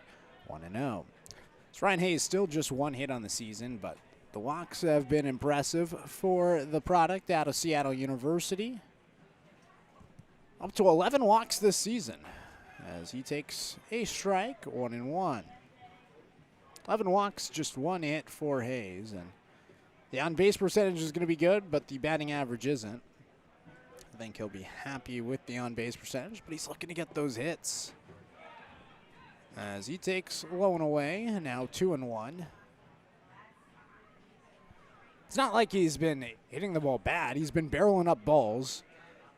It's been a couple of tough outs where he just lines it to the outfield and there's like a diving play as he gets a strike here from Siegel, 2-2. That happened against Cowlitz. Had a nice line drive to left field, diving play in the outfield by the Cowlitz Black Bears, and Hayes was forced to just be out instead of getting a hit, as this one's outside at 3-2. It's Carter Monda, the left fielder for Cowlitz, that had a couple of nice defensive plays. And now Hayes has a full count. The pitch crushes the ball high in the air, deep towards the corner, and then it slices foul. I mean, he launched it. It just went a mile in the sky and then just left of the line. Came in on the TrackMan at 323 feet, but just negative 48 degrees from the plate. It's a foul ball, and we'll do the 3-2 again. 95 miles per hour that time off the bat of Hayes, the catcher. 3-2. He waits. Checked the swing. He did not go around.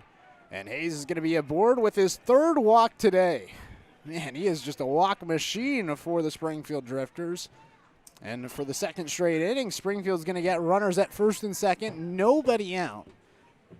And let's see if Ben Newton can get the bunt down this time. This happened to Newton back in the second inning. He got Updegrave and Hayes on back-to-back, and then he showed bunt, couldn't bunt it twice, and now Coach Tommy Richards is going to talk things over with Newton and talk the strategy here. Springfield's shown it several times today. They've only gotten it to work once, and that was Dawson Santana last inning. But then Bobby Blandford walked, and the Knights were able to get a double play to end the inning. Still, though, 1-1.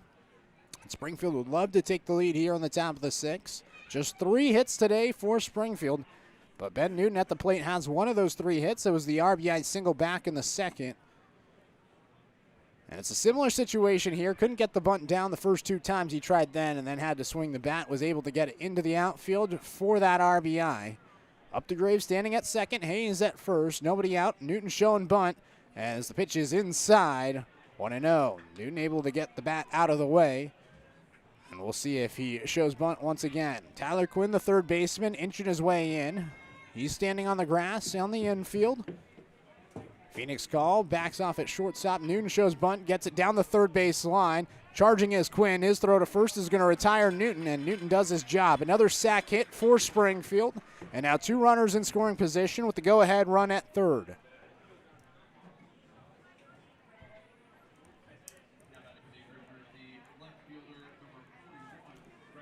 Here's Rex DeAngelis now.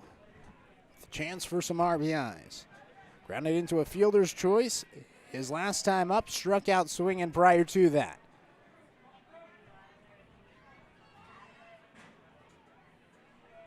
Siegel stares in, comes set. First pitch to DeAngelis.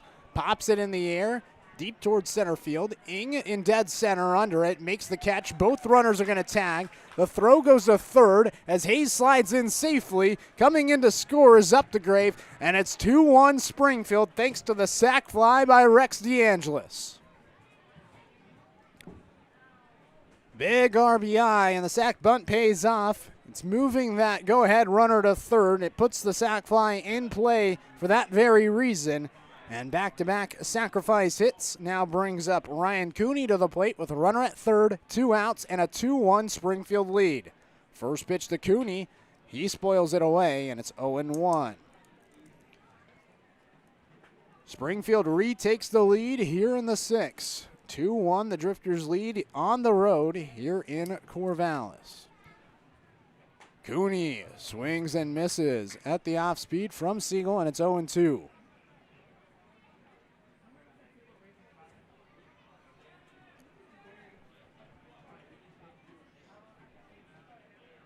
Cooney fouls off the 0-2, and we'll do it again. It's been a good game here in Corvallis so far. The Drifters and Knights just a game apart in the standings. Springfield 3 games back from Ridgefield, and Corvallis 2 games back. Drifters looking to get even with the Knights here today. The 0-2, Cooney chops it foul left of the line, and we'll do it again. And the Drifters already had a 1-run cushion earlier. And with Hayes standing at third, you got to think that Coach Richards would love the extra run of cushion, especially with the way that the bullpen's been pitching this season for the Drifters. The 0-2 for Cooney, rolls it to the left side. Call charges at shortstop, throws on the run, and gets Cooney out at first. But after the leadoff hit by pitch and walk, a sac bunt and a sac fly bring in the second run of the game for Springfield. And it's a 2-1 Drifters lead as we head to the bottom of 6 here in Corvallis on the Drifters live stream. And once again, we'd like to thank Hotel Corvallis for sponsoring tonight's ballgame. With so many cookie-cutter chain hotels, it's be hard to find a unique place to stay. At Hotel Corvallis, they provide a vintage retro hotel experience. I'll check with that one. Eat, sleep, play, in the heart of downtown Corvallis. Hey, baseball fans, it's Scott from 99.9 KRKT, where it's not just country, it's cricket country. Text you song requests anytime to 541-926-4723. And now coming your way, it's the 6th inning song presented by Cricket Country.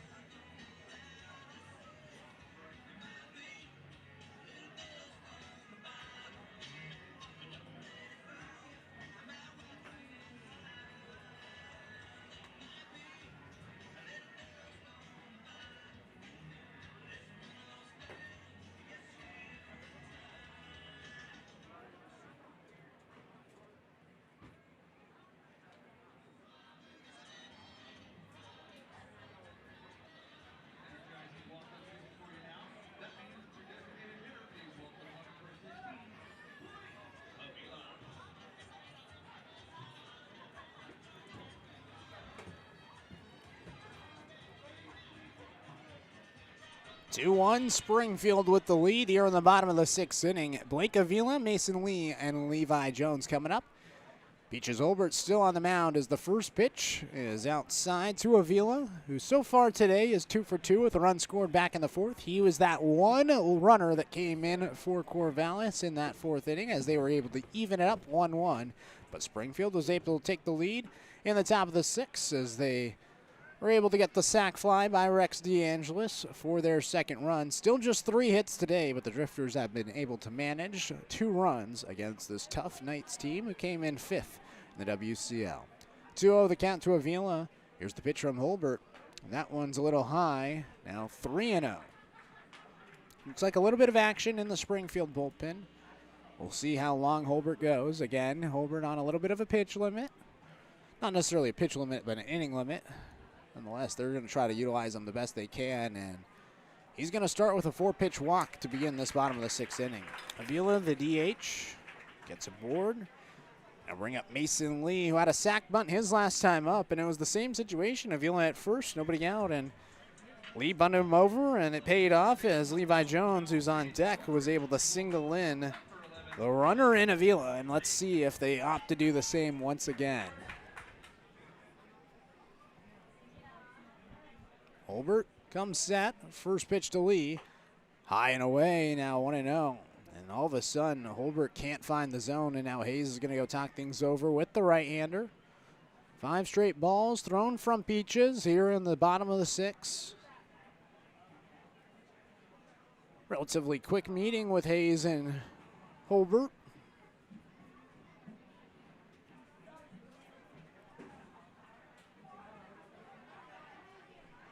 Lee, the right-handed hitter, will step back in the box.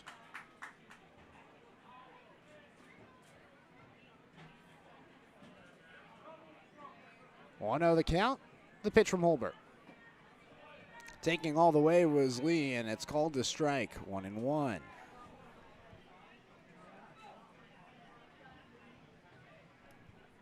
The entire field now shaded here in Corvallis. Wind still blowing heavily out towards left field as the 1-1 is taken for a strike on the outside part of the plate. 1-2. It's cooled down a little bit. Currently 69 degrees here in Corvallis. Got a 9-mile-per-hour wind towards the southeast. 1-2. Called strike 3. Mason Lee gets rung up. That's strikeout number 5 for Holbert. And it puts an out on the board here in the bottom of the 6th inning. And it brings up Levi Jones, who had that RBI single just mentioned in the fourth. Was left stranded in the fourth. Prior to that, a strikeout swing, and he was the second strikeout victim with Holbert on the mound. And let's see if the Drifters can turn to perfect opportunity as Holbert gets him to foul off the first pitch. On one to Jones. The freshman heading to Oregon State, playing in his home ballpark this summer with the Corvallis Knights.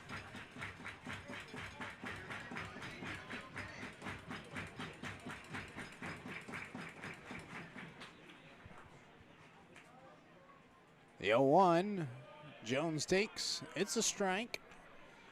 0-2. Jones also from Jesuit High School, teammates with Ryan Cooney there.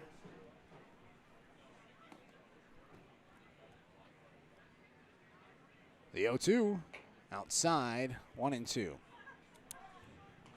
Jones came in listed as an infielder playing in left field today, but you can imagine that combo. Ryan Cooney and Levi Jones, both guys regular starters for their respective teams here in the WCL.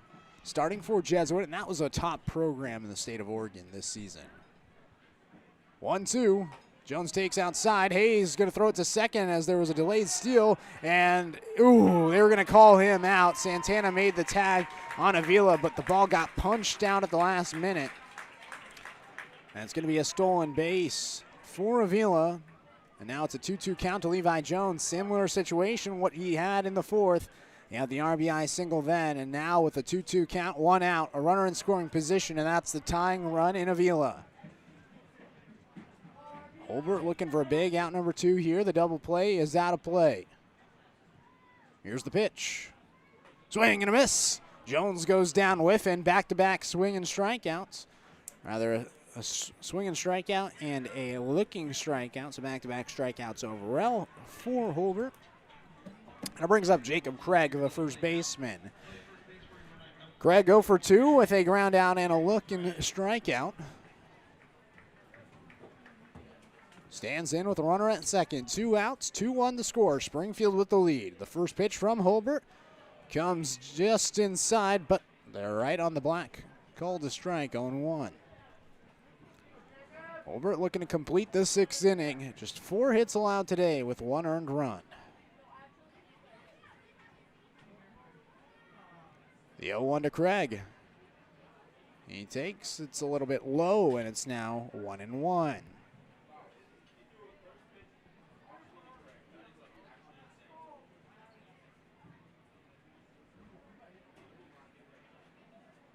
Here's the 1-1 now.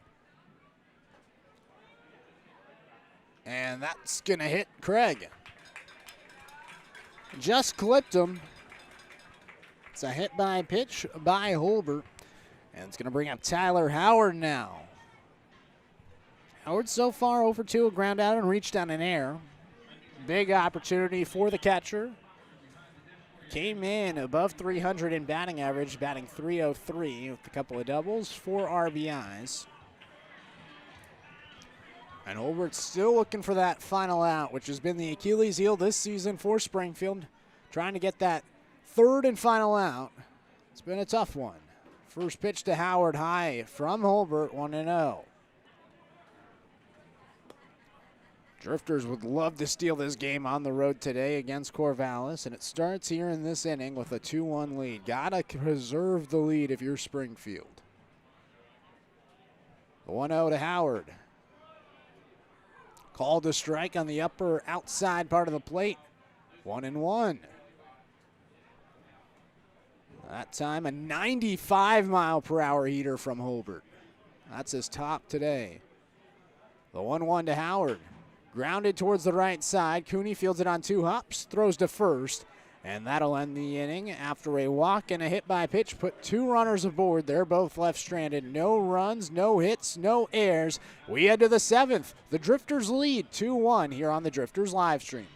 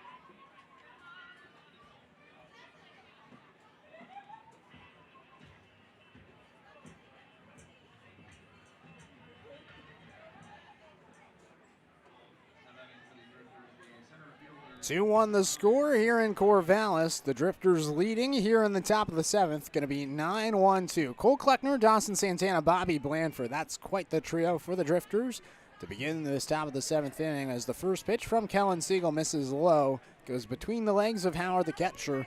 That's 1-0 to Kleckner, who walked his last time up. Prior to that, a strikeout, looking for his first hit today. 1-0. Kleckner takes.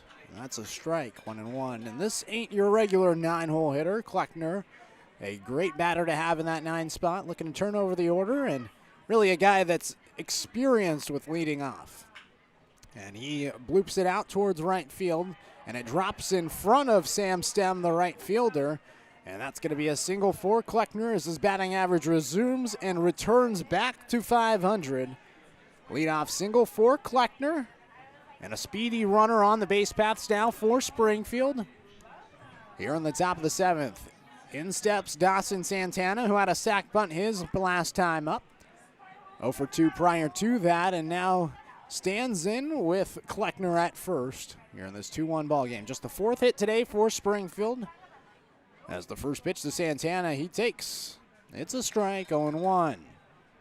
Santana playing at his future ballpark here at Goss Stadium. Sure, he grew up going to a lot of games here at this ballpark. Obviously a big baseball player, but both of his parents attended Oregon State, and so grew up a Beavers fan. Throw back to first, and there safely is Kleckner. Santana at one point was committed to the University of Oregon, but flipped his commitment. Decided to keep the family tradition of going to Corvallis. His dad was a wrestler. His mom was a gymnast here at Oregon State, and so he'll be a baseball player for the Beavs. Sliding into first safely is Kleckner, as Siegel's keeping an eye on him. 0-1 the count to Dawson Santana at the plate, looking for his first hit.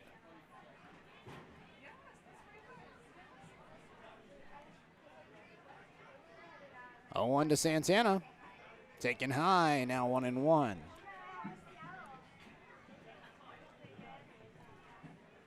I mean, a dad as a wrestler and a mom as a gymnast, got to think there's athletic genes in there. And I think that having both of those parents kind of adds to a little bit of that savvy defensiveness that we've seen from Dawson Santana. As Kleckner's going to go, it's a pitch out from Howard. The throw down to second in time to get Kleckner. They were ready. And Kleckner gets gunned out. And that eliminates the leadoff single, puts it out on the board here in the top of the 7th. As now it's a 2-1 count to Dawson Santana. They say that one came in for a strike, and now Siegel gets off the mound, hops back on. The 2-1 fouled away by Santana. Into the bleachers it goes, 2-2. Kellen Siegel, who came in the 4th inning for Ethan Ross. Rather, 5th inning for Ross. Now working here in the 7th. As Santana just reaches for a ball and pops it to first. Catching it is Craig for out number 2.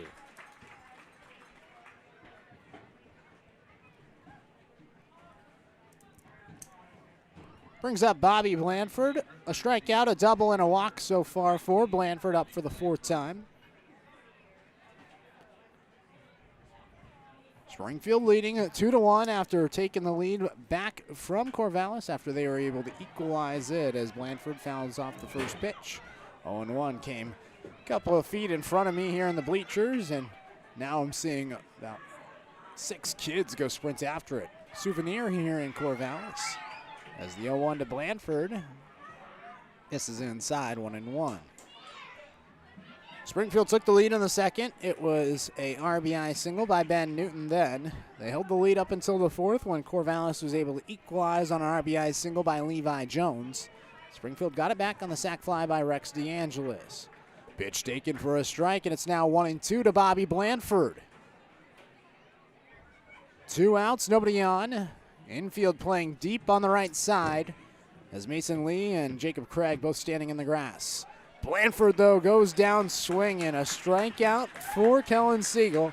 That's strikeout number 1 for the right-hander. And 1, 2, 3, the Drifters go with the hit credited to Cole Kleckner. He'll take that as he's back to 500, but the Drifters don't score. And it's time to stretch here in Corvallis. 2-1, Drifters leading late here in Corvo.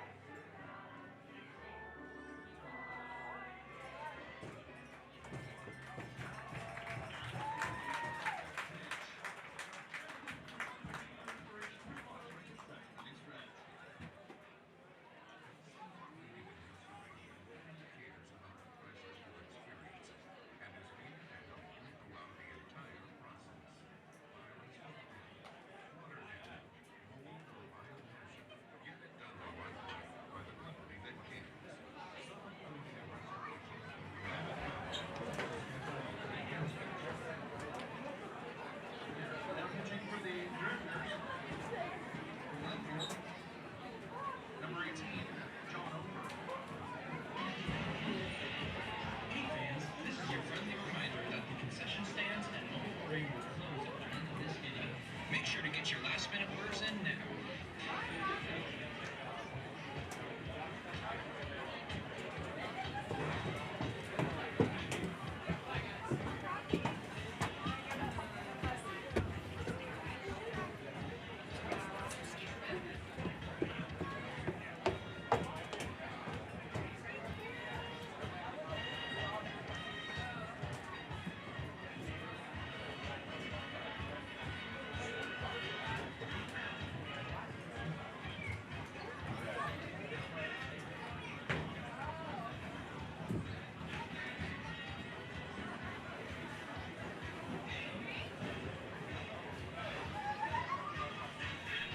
2-1, Springfield with the lead here in the bottom of the 7th inning. Eli Holbert, his day is over, and well, he did his job. 6 innings pitched, 4 hits, 1 earned run, 2 walks, 6 strikeouts. Right now, he's in position for the win.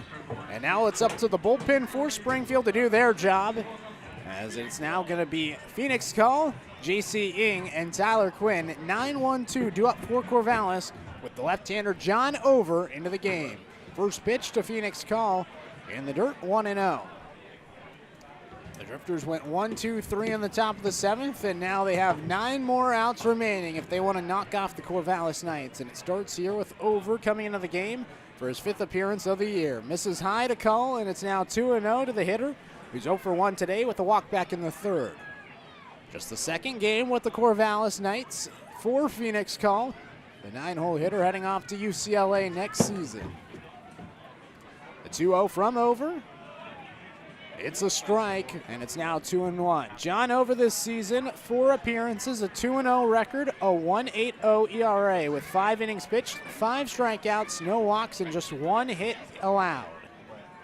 A 2-1 to Call, sliced back, and it's now 2-2. That 1 run was a hit back on the 10th of June against Port Angeles in a 2-inning effort for the left-hander in Over. His last appearance was against Cowlitz on the 23rd. That was 4 days ago. Got called in, got 1 out. It was a strikeout, and that was it for him. As now he gets a strikeout look into Phoenix Call, rings him up, and Over starts his day with a backwards K. Brings up the top of the order now for the Corvallis Knights in J.C. Ing, who's 0 for 3, although he did reach on a fielder's choice back in the 3rd. Struck out and grounded out, sandwiched around that.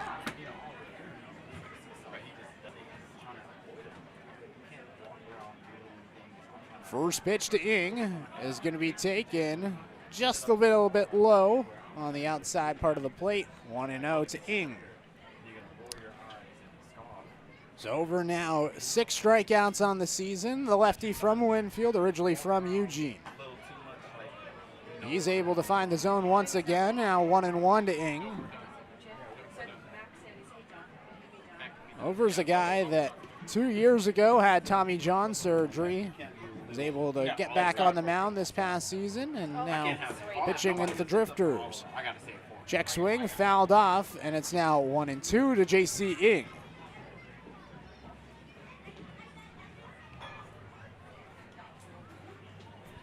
In 2019, over-pitched at this very location in the 2019 Oregon Futures All-Star Game, and now he returns here to Goss Stadium. 1 ball, 2 strike to Ing. The pitch going to be rolled to the right side. Picking up at second is Cooney. He flips it to first, and that'll do it for J.C. Ing. 2 up, 2 down to begin this bottom of the 7th inning. And it brings up Tyler Quinn, who's 1 for 3 today with a single back in the 3rd. Music from Pacific University. Here's the third baseman. Number 5, playing bunch, Tyler Quinn. So Quinn to the plate, looking to extend the inning for Corvallis. 2-1, the Drifters lead as Quinn swings at the first pitch he sees. It's popped up to the right side. Cooney, the second baseman, calls it, and he tracks it down for out number 3. 3 up, 3 down with a strikeout for John Over. In his relief effort, he does his job. We head to the 8th. 2-1 the score. Springfield leading here on the Drifters live stream. Check the Gazette time attendance tonight. 1,518 happy people here tonight. Thank you for joining. And reading about tonight's game and all games this season in the Corvallis Gazette Times and the Albany Democrat Herald.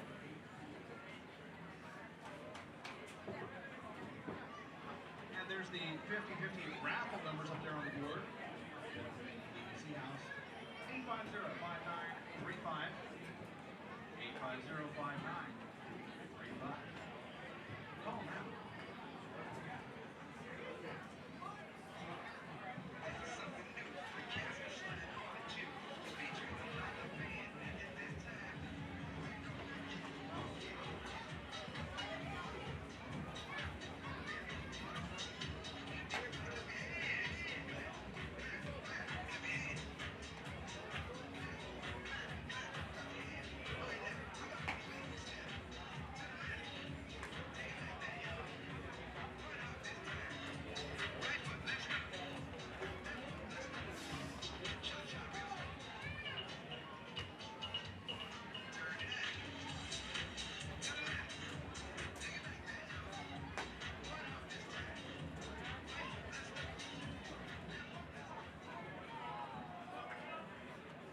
Batting for the Drifters, the right fielder, number 39, Joe Longo.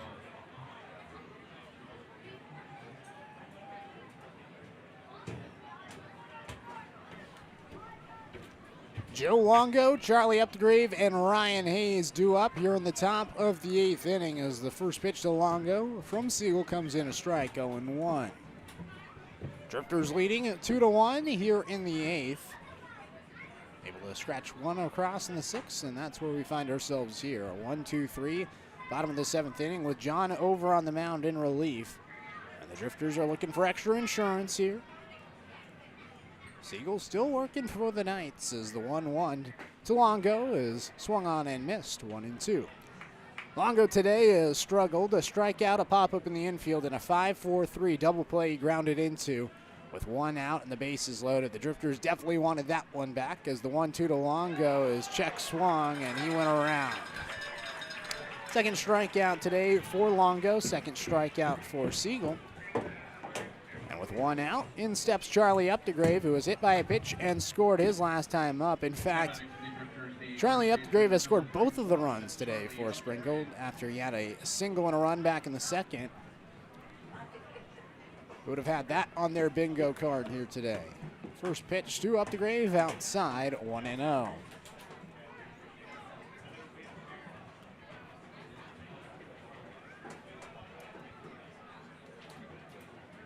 Siegel winds the 1-0 to Updegrave. High and inside, 2-0. It seems like Charlie Updegrave has started to figure things out, at least batting-wise. As the bare-handed player, no batting gloves. Sees the 2-0 and cuts right through it. 85-mile-per-hour off-speed pitch from Siegel, 2-1.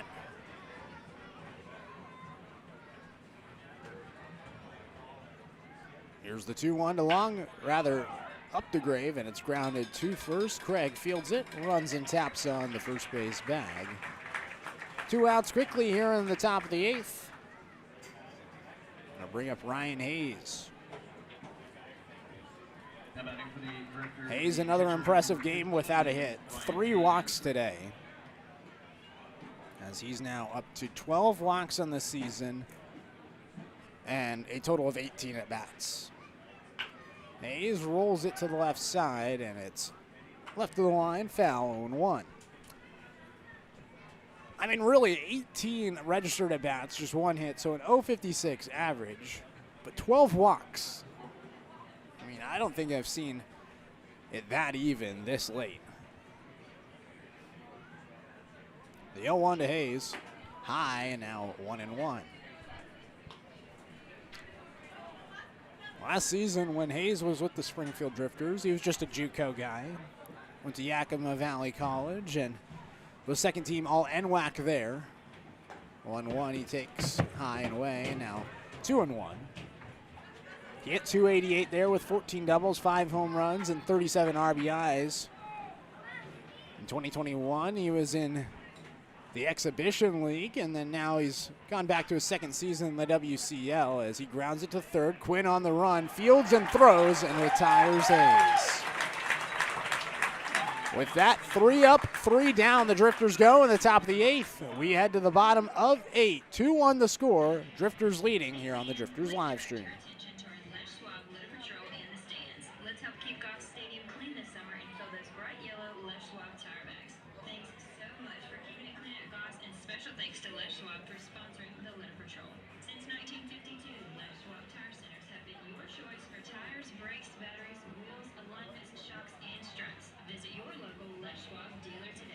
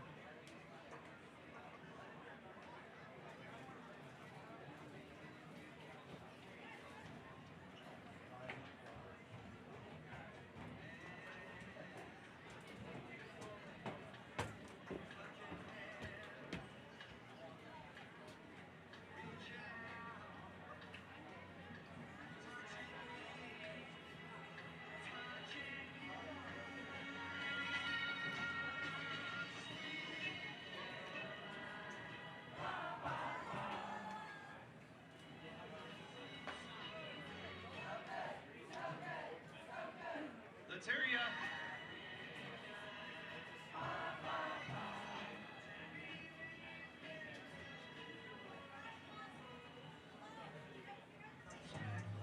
Sorry, Sam, we're getting to it now. Here's your right fielder. Proceed on to number 20. Welcome, Sam Stam. Bottom of the 8th inning, John Over back on the bump, as it's going to be Sam Stem, Blake Avila, and Mason Lee to up 3, 4, and 5. First pitch down and away, and it's now 1-0 to Sam Stem, up for the 4th time today. Stem so far, a strikeout on the 3rd, couple of ground outs other than that. 1-0 from Over. Outside, 2-0. Over at a 1-2-3 7th inning. Now he returns for the 8th, looking to put another 0 on the board here in this tight 1-run game. 2-1, the Drifters leading. It's been a close one here in Corvallis. Over, gets a strike called on the inside part of the plate. Now 2-1 to Stem. Getting later here in Corvallis, a pretty sunset ahead here in the Willamette Valley. 2-1 to Stem. Fouled back, 2-2. Fans have turned out here on this Tuesday evening in Corvallis. A lot of happy faces all around, and it's been a good time here in Corvallis. Always a good one.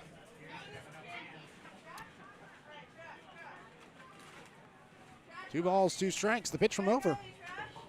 Foul tipped behind. It looked like a half swing from stem. Able to just make contact. 2-2.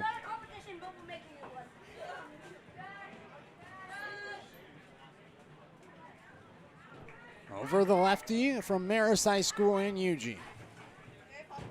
2-2 pitch. Cut on and miss. That's strikeout for John Over. That's his second. That brings up Blake Avila, the DH today, who has yet to be retired.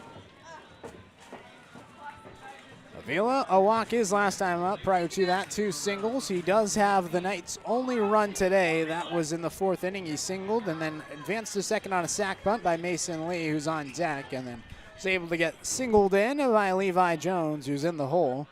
Steps up, nobody on, and just 1 out here in the bottom of the 8th. Over.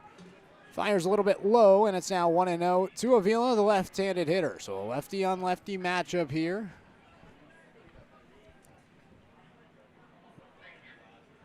Avila from Arizona going to Grand Canyon next season. 1-0. A little bit high, now 2-0.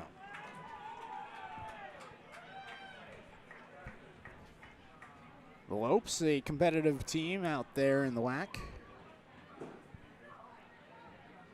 Great baseball facility up there in Northwest Phoenix. 2-0. Just a little down and away, and it's now quickly 3-0 to Blake Avila. Over looking for a strike here on the 3-0 count. And really any batter that gets aboard, that's the tying run. 3-0 to Avila. That one a strike on the outside part of the plate. Avila 50-50 on that one. He'll take it though. 3-1.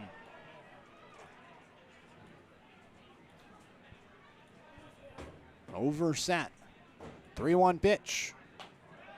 Taken above the chest. Avila's aboard with a 1-out walk. And the tying run is aboard for the Knights here in the bottom of the 8th.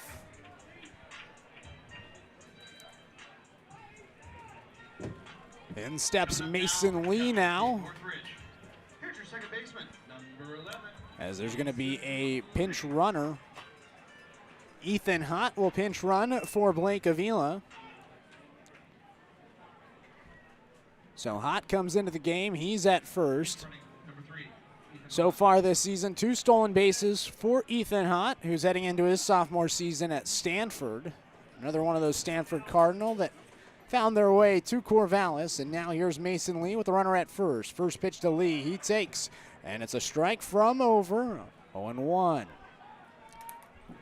Drifters have not turned 2 today, but this is a team that has consistently done so throughout the year. Infield playing at double play depth with Santana and Cooney. A little bit closer, throw back to first. They're keeping an eye on the runner and Hott. He's in there safely. Still an 0-1 count to Mason Lee. Corvallis has been active on the base path so far today. They came in second in the WCL in total stolen bases with 43.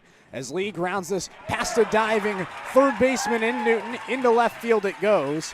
Newton just a half hair behind the ball that just squirted its way into left field. And now the tying run is in scoring position for the Knights here in the 8th.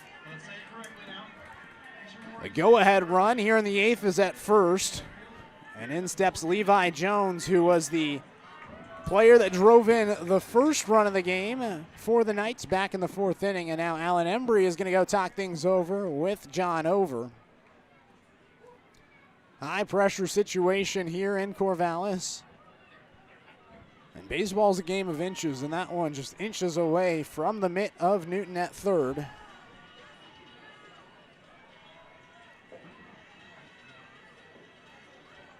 And now the tying run is in scoring position.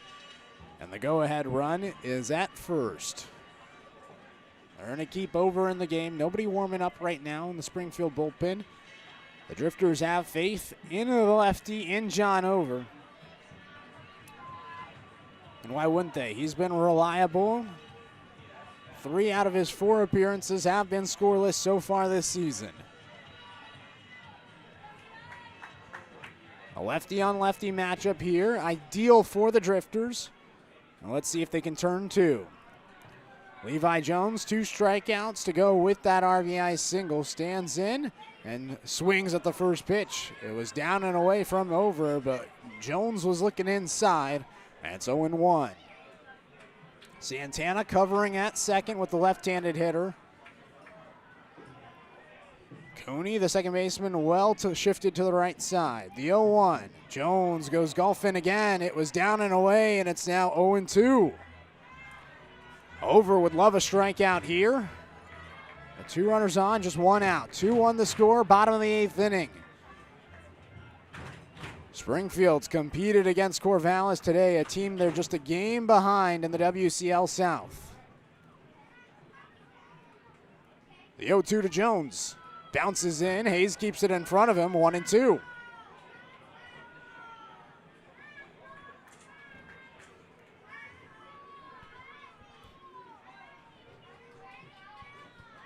Levi Jones, the incoming freshman to Oregon State, against the Linfield product in over.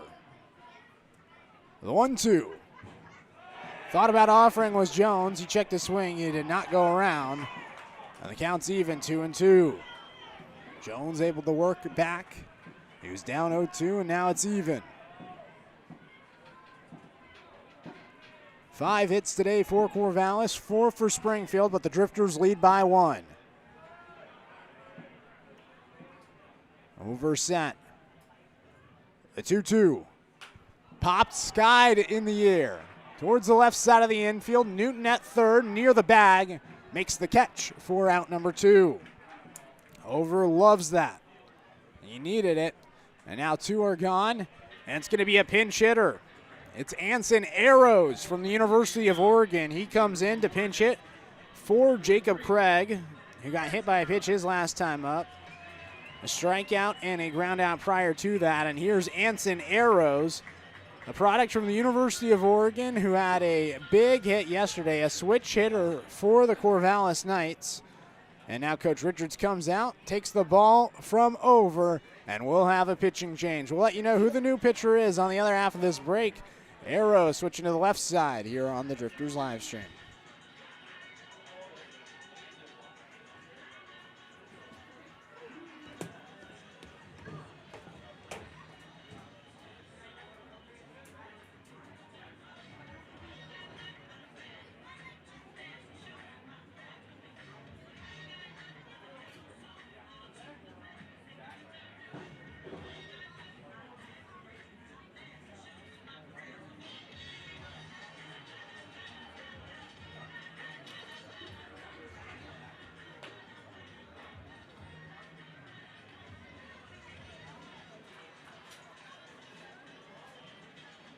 Pitching for the Drifters, number 32, Zach Edinger.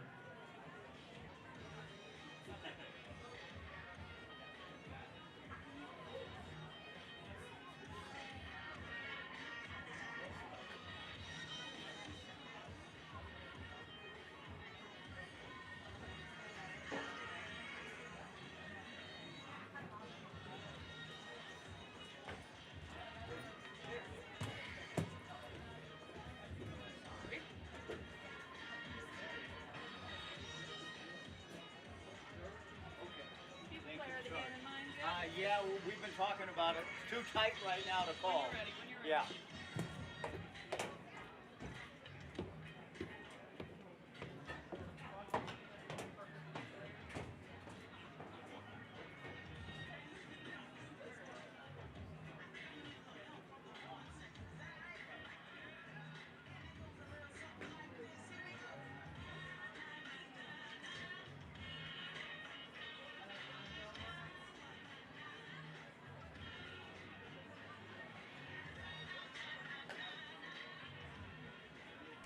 So the new pitcher into the game for Springfield is the right-hander and Zach Edinger from Clark State.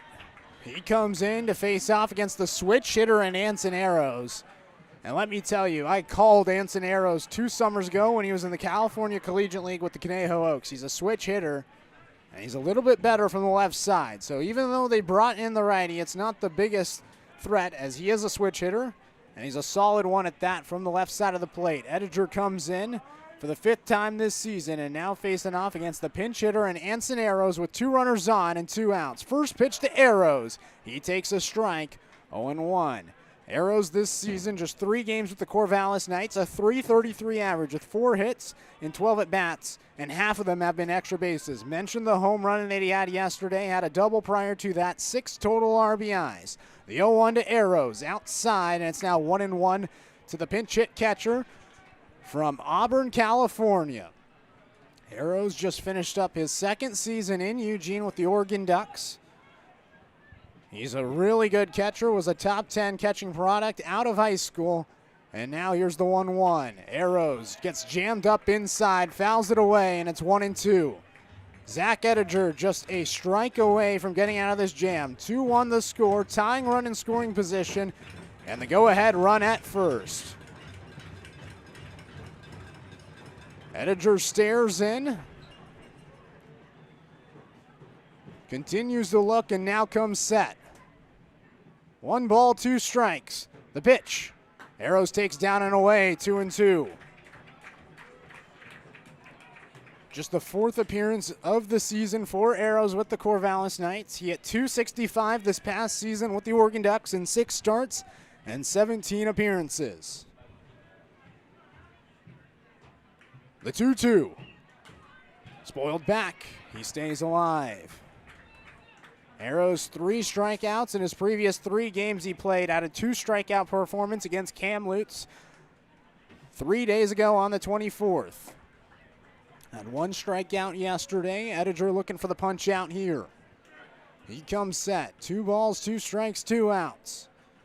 The pitch. Just off the plate and the count's run full. On deck is going to be another pinch hitter and Ethan Hedges if we get there. Drifters looking to keep it a 2-1 game here in the bottom of the 8th. Ettinger set the waist. The payoff pitch. Taken, and it's a ball. Arrows works the walk. And the bases are loaded with 2 outs. Here in the bottom of the 8th, it gets even more intense here at Goss. The go-ahead run now in scoring position for the Corvallis Knights. And here's Ethan Hedges, a hitter batting .365 this season with the Corvallis Knights. He's appeared in 13 games prior. He went 2 for 4 yesterday and now comes in with 5 doubles, a triple, and 10 RBIs. A big at-bat for the incoming sophomore at USC with the bases loaded. Ethan Hott at 3rd, Mason Lee at 2nd, Anson Arrows at 1st. The first pitch to Hedges. Comes in a strike from Ettinger, 0-1. Hedges a solid hitter at the plate. Hit .302 in 44 games started this season with the Trojans. The 0-1.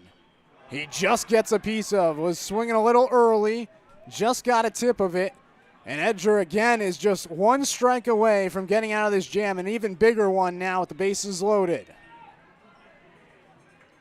Springfield leading by 1, 2-1 the score, bottom of the 8th, bases loaded, 2 outs.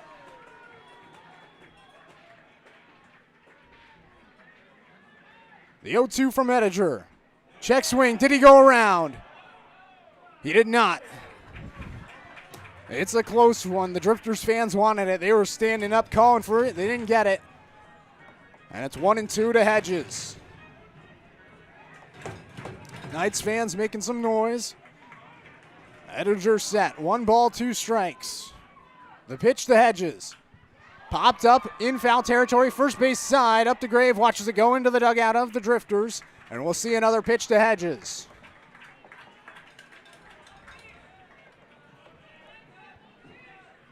Oh man, what an intense at-bat this is. We got ourselves a treat here in Corvallis tonight. It's 2-1. The Drifters leading, and the Knights are threatening. 1-2 to Hedges. Low and away, 2-2. Hayes keeps it in front of him. That's always a big thing with the tying run at 3rd. Hedges on the back of the right-handed hitter's box. 2 balls, 2 strikes. Pitch from Ettinger. Crushed foul, left field side. The fans wanted that one, but that was about 30 yards left of the line. We'll do the 2-2 again. It's getting late here in Corvallis, and we have an exciting finish.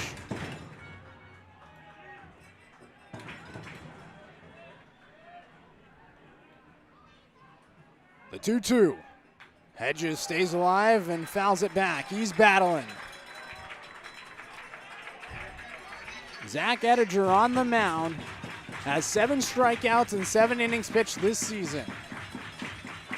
Gets called in with 2 outs, just looking for the final out. Right-hander from Mill Creek, Washington comes set. The 2-2 to Hedges. He reaches for it, grounds it to third. Picking up is Newton. The throw across the diamond in time. The bases are left loaded, and Springfield will head to the 9th, leading by 1. Big out from Zach Ettinger out of the pen, leaving the bases loaded after 2 walks and a single. We're heading to the 9th. Drifters leading by 1 here on the Springfield Drifters live stream. Category displayed on the video board, and then Dylan will start the timer for 15 seconds. Zach will have to name as many items as they can in that time. Are you ready, Zach? Okay, Dylan, what's our category?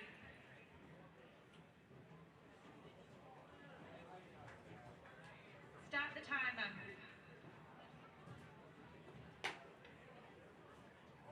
Lettuce, tomato, broccoli, asparagus, Brussels sprouts, carrots, corn, potatoes, yes. He got 7. Well done, Zach. Okay, now our own night player, Ethan Ross. Let's see how he did.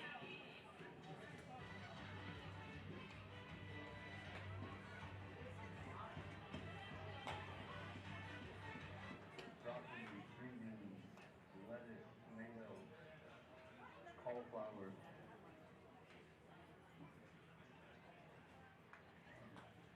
Oh, I use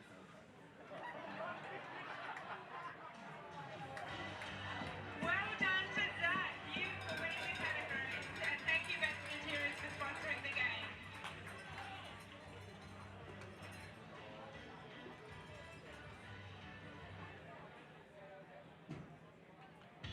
Please welcome now to the mound for your ninth, number 24 from Utah. Here's Harrison Keel.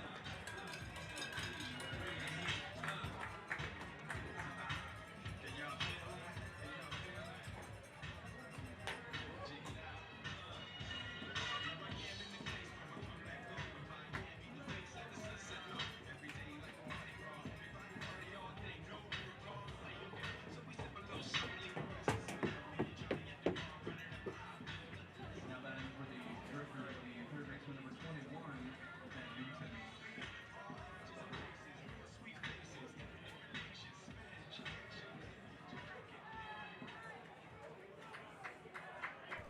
After Ben Newton was able to get the ground ball to him, with 2 outs and the bases loaded in the bottom of the 8th, he'll lead things off here in the top of the 9th with the Drifters leading by 1. 2-1 the score as we begin the 9th. And there's a new pitcher into the game. It's number 24, Branson Keel, as the first pitch is swung on and missed by Ben Newton at the plate. 0-1.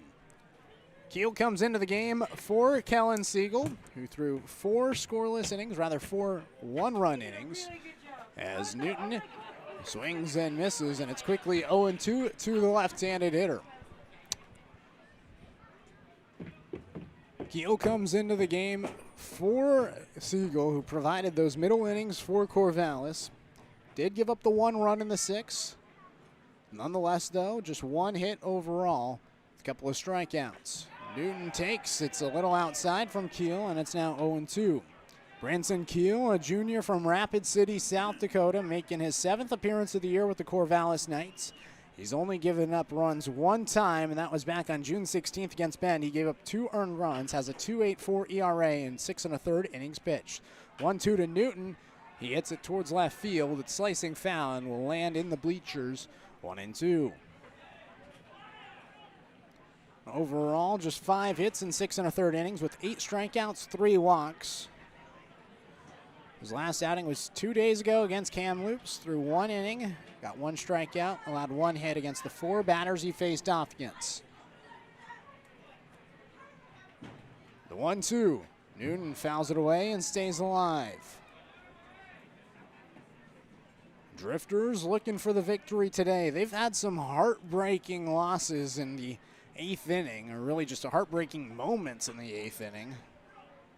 They had the couple against Cowlitz, 2 runs in the 8th after Bridger Holmes left 10 strikeouts on the board after 7 and just 1 hit, as this one bounces into Newton, 2-2. And then Cowlitz was able to tie in the 8th and then win it on a 3-run home run in the 9th. Then 2 days later from that, the Drifters gave up 3 runs in the 8th inning against Cowlitz in the series finale. And that was the rubber match, and the Drifters ended up losing 9-8. They had the bases loaded for that one in the 9th as Newton fouls this one back, and we'll do it again. So the 8th inning has been really tough for Springfield this year. But John Over and Zach Ettinger combined to get that out. The 3 outs they needed and left the bases loaded. It got as close as you could get. But the Drifters got it done. And now they look for extra insurance here on the top of the 9th. Newton fouls it away and stays alive once more.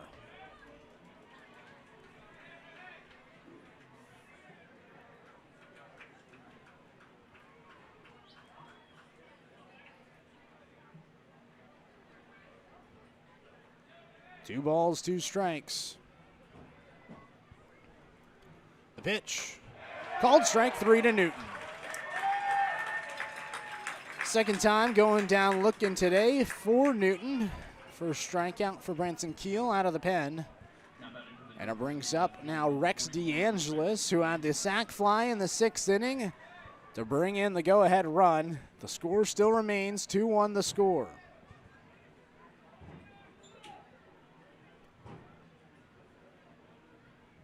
First pitch to DeAngelis in the dirt. And it's now 1-0.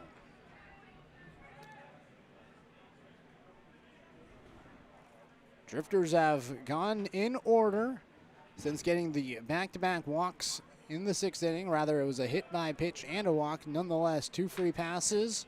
The sac bunt by Newton and then the sac fly by DeAngelis brought in the 2nd run of the game for Springfield. It was the small ball, and they lead by 1. That's all that matters right now. 2-0 the count to the lefty DeAngelis.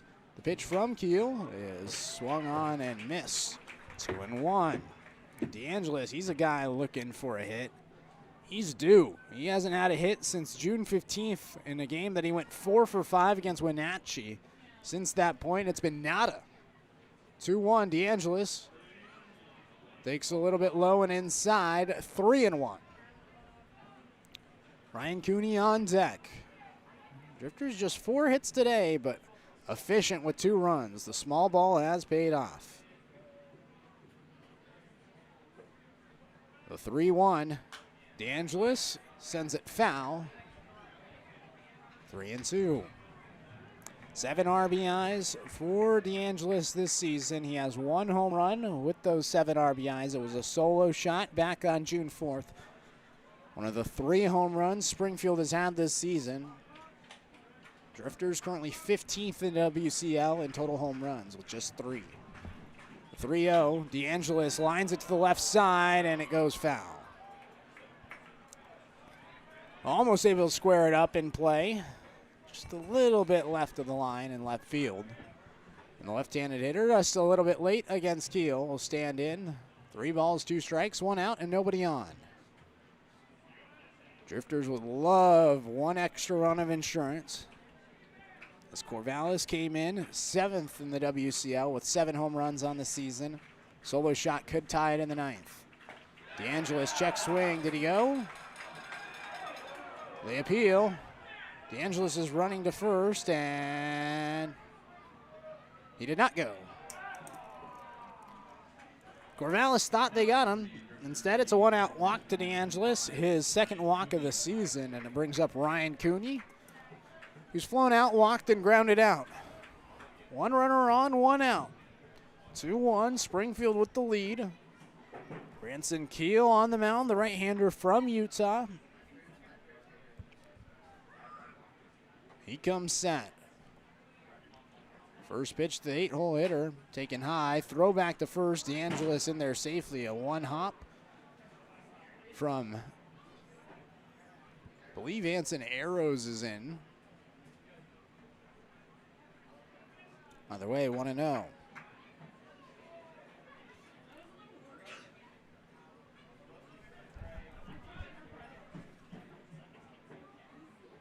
One-0 from Keel. DeAngelis is going to go. The pitch is high. The throw goes high to second, and in there safely is DeAngelis. Whew.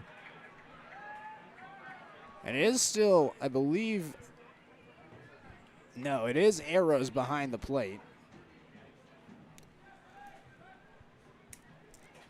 So Howard out, Anson Arrows, the defensive replacement in.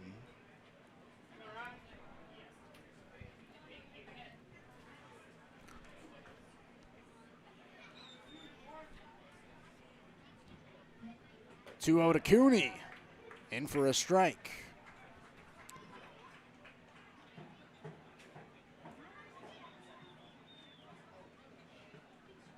And it makes sense after the pinch hit with Tyler Howard at the plate.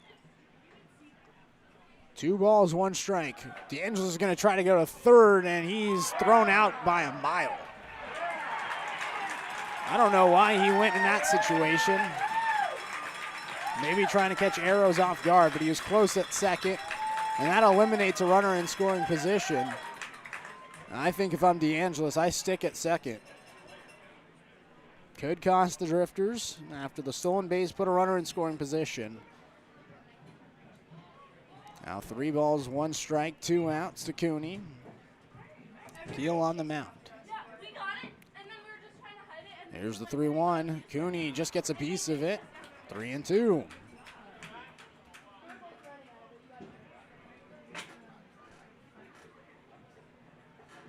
It was Hedges that came in for Howard. And now Arrows, the defensive replacement, went 0 for 1 initially, now 1 for 2 on his stolen base attempts. And Cooney will go down swinging. Arrows behind the plate, fired up, as well as Keel on the mound. No insurance for the Drifters. We head to the bottom of the 9th. Zach Ettinger comes back onto the mound, looking to close the door for the Drifters here in Corvallis. 2-1 the score here on the Drifters live stream.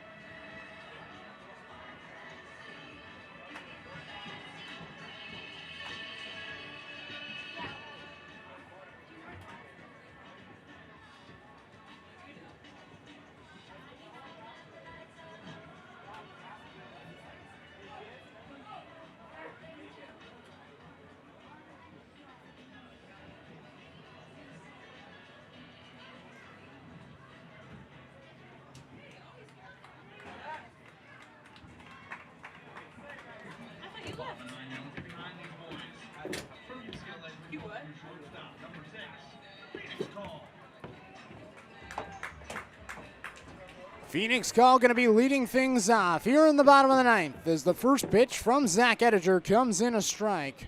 0-1. So Zach Ettinger remains in the game after getting the final out in the bottom of the 8th. And now he's looking to close the door. The 0-1 to Call. Brushes him up inside, and it doesn't hit him. But it's even 1-1 to Call, the 9-hole hitter today, who's 0 for 2 with a walk back in the 2nd. He's still searching for his first hit as a Corvallis Knight.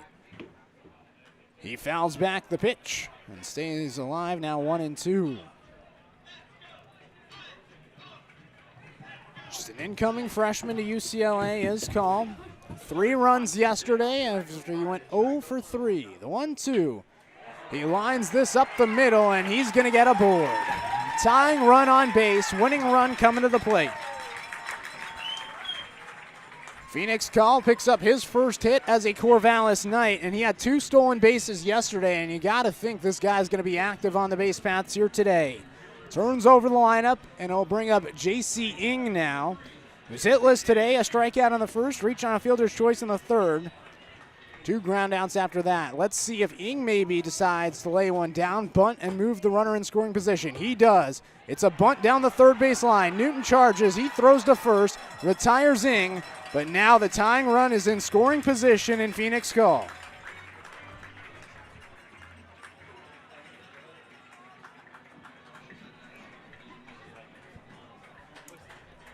So Ng does his job, gets the sack bunt.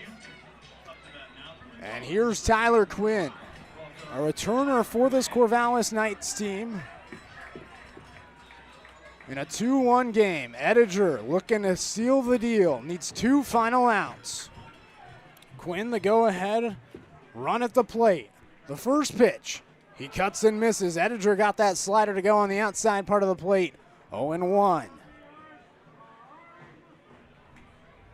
Quinn had a single in the third.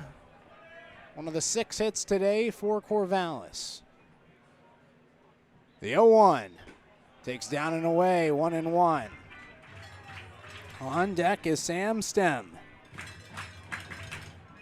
Intense moment here late in the bottom of the 9th. Springfield looking for the save. As Ettinger throws the 1-1 that's grounded to the left side. Newton lefty under his glove. Oh my goodness. The runner from third comes in. Call is, oh, what? Oh my gosh. I thought he was out. Hayes looked like he tagged him, but Call gets in just in time.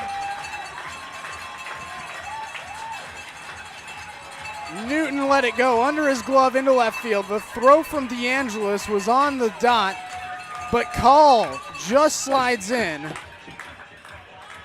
And it's 2-2 with Quinn now at second.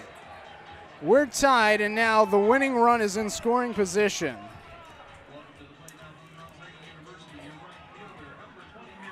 The Drifters couldn't believe that they called him safe either. The fans thought he was out, it seemed like. But after the E5, 1 run scores, and now Sam Stem fouls away the pitch, and now it's just Ettinger trying to get a 0 on the board with 2 outs to send it to extras. It's gotten even a bigger moment now for Corvallis.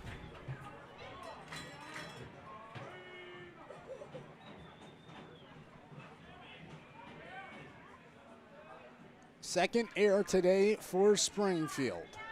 The 0-1 to Stem. Outside, 1-1. And oh my goodness, that went from keeping the runner at second. Newton should have had an easy play, throw him out to first, 2 outs, and just 1 out away from victory. Instead, we're tied. The 1-1. Popped in the air in the infield. Cooney charges in. Santana calls him off. The shortstop makes the catch for out number 2, and that error proves to be even more costly, as that could have been it. Instead, now there's 2 outs, and Blake Avila's coming to the plate with a runner in scoring position, and now the Drifters are just hanging on, hoping it goes to extras. Here's Ethan Hott now. As Avila got pinch ran for, and Hott, the DH now, steps up for his first at bat and takes down and away 1-0. So Hott comes up to the plate. Hott, a sophomore from Stanford, came in with 4 hits and 6 at bats on the season with Corvallis in the non-league. As he takes, it's a strike. 1-1. Overall, though, 9 for 30, a 300 average with a double and 9 RBIs. 1 ball, 1 strike. A pitch taken by Hott for a strike, 1-2. Drifters are just hanging on right now. Winning run at second. Hot at the plate. Ediger set. 1-2. Hot takes. Ooh, just misses. 2-2. Was a close one there, just on the edge. As I'm looking at TrackMan, right on the low right part of the plate. Definitely on the block. Could have gone either way, but it's a ball to Hot. And it's 2-2. The pitch from Ediger.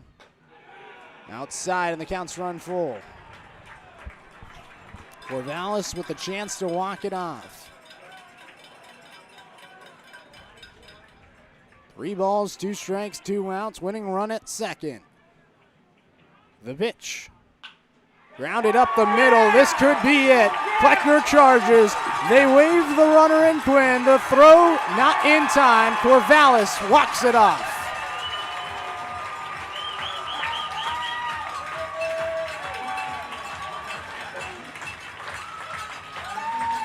The Knights score 2 runs in the bottom of the 9th. And they win a thriller 3-2. Only 1 error all tonight up until that 9th inning.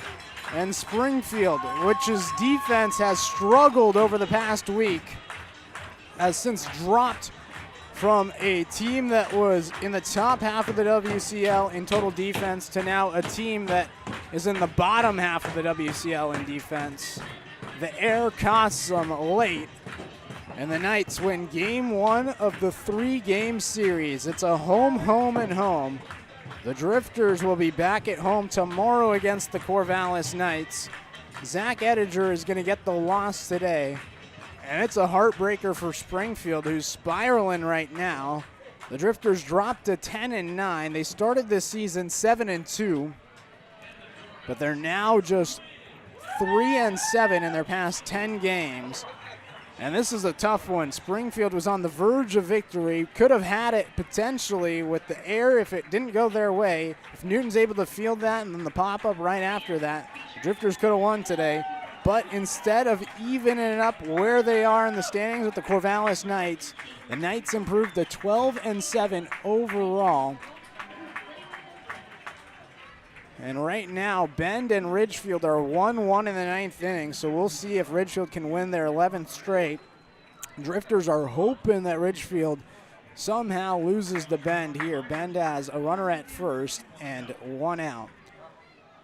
But if Bend hangs on, the Drifters will remain 3 games out of first. That's the ideal situation. If Bend loses and Ridgefield wins their 11th straight, the Drifters will drop 4 games out of first. Corvallis going to remain in second right now, either 1 or 2 games out, depending on the result with the Ridgefield-Bend game. But as it stands, Corvallis a game and a half out, depending on what happens in the Bend or Ridgefield game. That one's an exciting one. But today, the Drifters lose in heartbreaking fashion. It's a walk-off single by Ethan Hott.